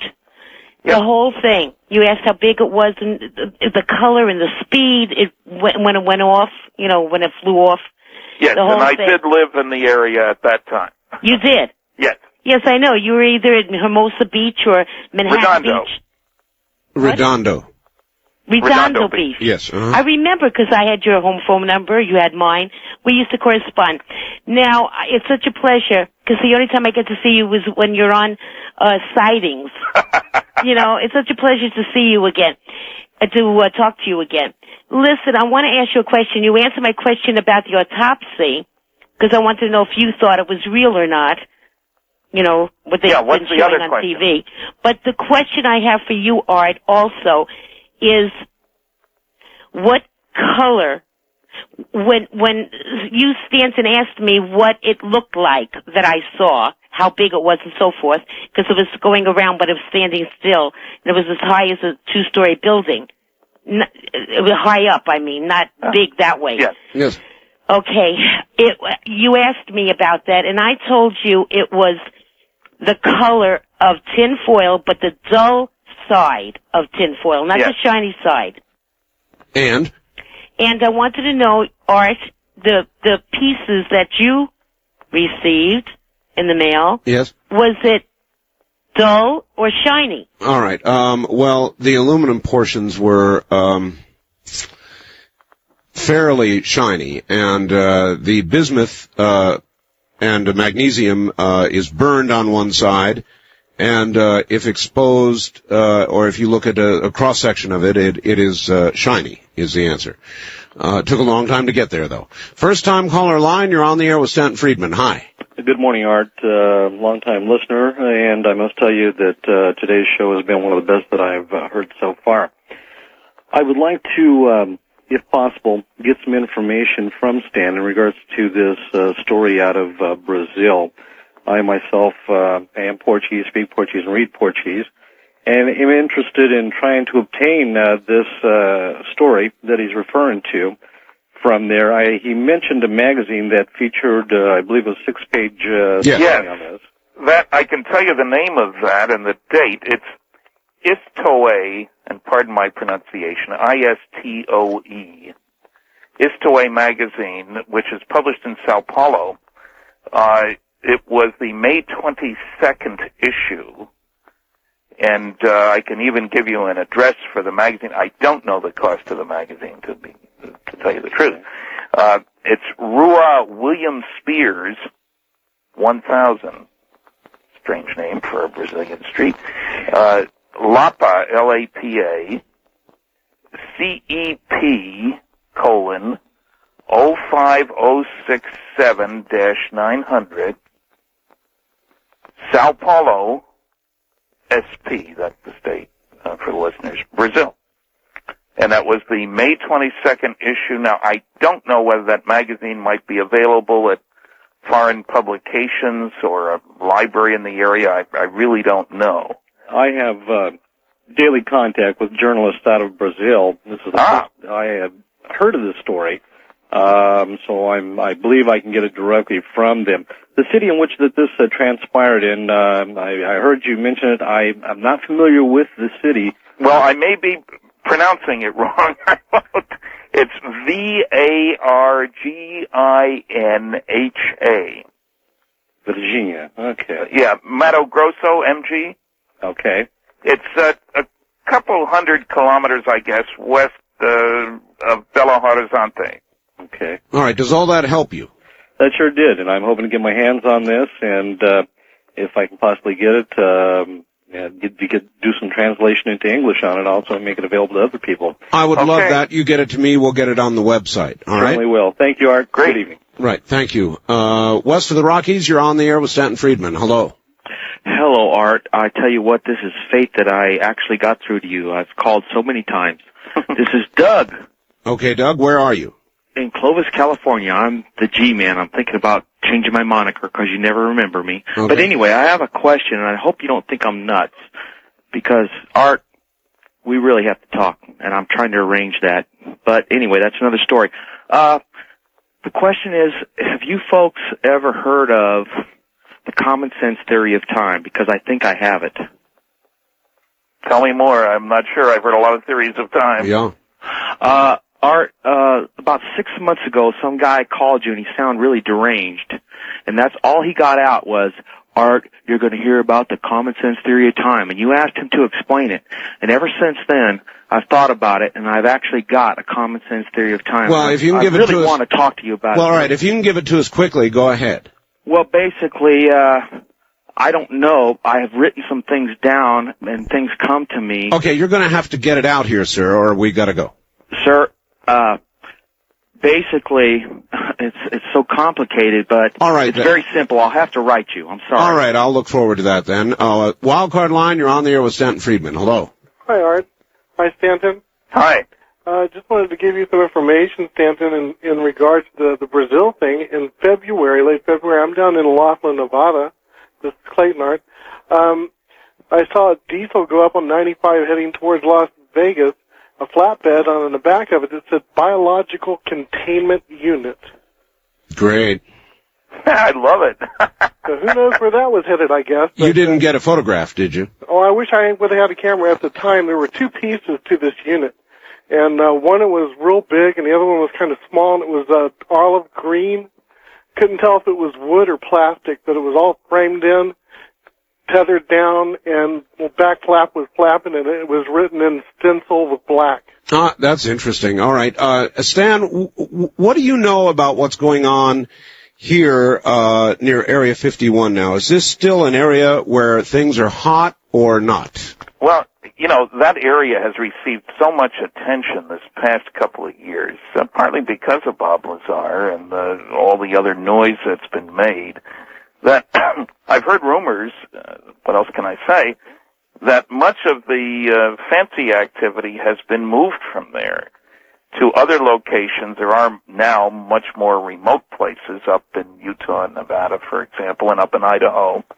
And people need to remember that was a perfectly legitimate reason for building that secret area that was to test advanced propulsion systems. Sure. There was a Cold War on. We didn't want spies copying our goodies. And so, stealth and the U-2 and the SR-71 and maybe Aurora and all these things. And especially interesting, the remotely piloted vehicles and, I love this name, uninhabited aerial vehicles. These things look sort of like saucers. They're very lightweight, using very sophisticated electronics. They can stay on site, so to speak, for hours, observe an enemy from a short distance, and send back real-time data for targeting missiles and all that sort of thing. And naturally they're being tested out there, and naturally people, because there's so many spectators around, have seen them. Sure. That doesn't mean they're alien spacecraft. So, I don't know about anything really hot and new other than I know when I was down in Brazil and when I was in England and France that I got asked about Area 51. Sure. I'm sure you did. One more. West of the Rockies, you're on the air with Stanton Friedman. Hello. King Arthur. Yes, sir. Dr. Friedman. Mister, please, yes. This is, all right, mister. This is Mitch, the Magic Christian, calling you from Ventura in Southern California. Okay, yeah, I know where it is. Another guest that Art's had on a couple of times, Stan Deo, he lives in Australia now, yeah, has talked about rotating electromagnetic fields as a propulsion system for aircraft, and he has said that in a donut configuration, that's the aircraft's configuration, that in near space we have achieved hypersonic speeds of between 35 and 40,000 miles an hour. Do you know anything about this, and would you say that this is feasible? Not the latter part. I mean, orbital velocity is 25,000 or 18,000, so 35,000 seems sort of out of literally out of the world. I have been writing about magneto-aerodynamic propulsion systems since the late 60s. There's an enormous amount of published in classified literature data, and of course there was an electromagnetic submarine that basically worked on the same principles. That was not magneto-aerodynamic, obviously, but if you replace one electrically conducting fluid, seawater, with ionized air, it turns out you can get around all the problems of high-speed flight. Naturally, the work was classified. I had over 900 references in a bibliography that I grew up, had done for me back in, 1969, believe it or not. So there's been a lot of work going on, and there's some very exciting work that may be related to this being done at Rensselaer Polytechnical Institute in Troy, New York, by Professor Leik, L-E-I-K, Myrabo, M-Y-R-A-B-O, who's got facilities, sort of wind tunnel and laser and stuff, and has demonstrated some of this, and there's been quite a bit of publicity over the last year. So it's a new direction for propulsion. It doesn't work by carrying along something you throw away. It works by interacting with your surroundings. And so it's a good area for future research. Certainly we've kept the lid on whatever success we've had for obvious reasons. And the world of the future may see a lot of MAD, magneto-aerodynamic, MAD systems running around up there. All right, Stan, we are out of time. Show is over and all that sort of thing. My friend, thank you. You know we're going to stay in touch regarding these pieces and parts. Yes. And stay in touch, period. And then you're coming back for a Dreamland on the 14th of July. Looking forward to it. Take care, my friend. Thanks. Stanton Friedman, a nuclear physicist. That's it, everybody. We're out of time. To get a copy of the entire program you've heard this morning, and I can well imagine you may want one, you can get it. To get a 2-page free copy, we gave out Stan's address. I want to thank you all. We'll be back tomorrow night with Major Dames. I'm Art Bell from the High Desert. Good night, America.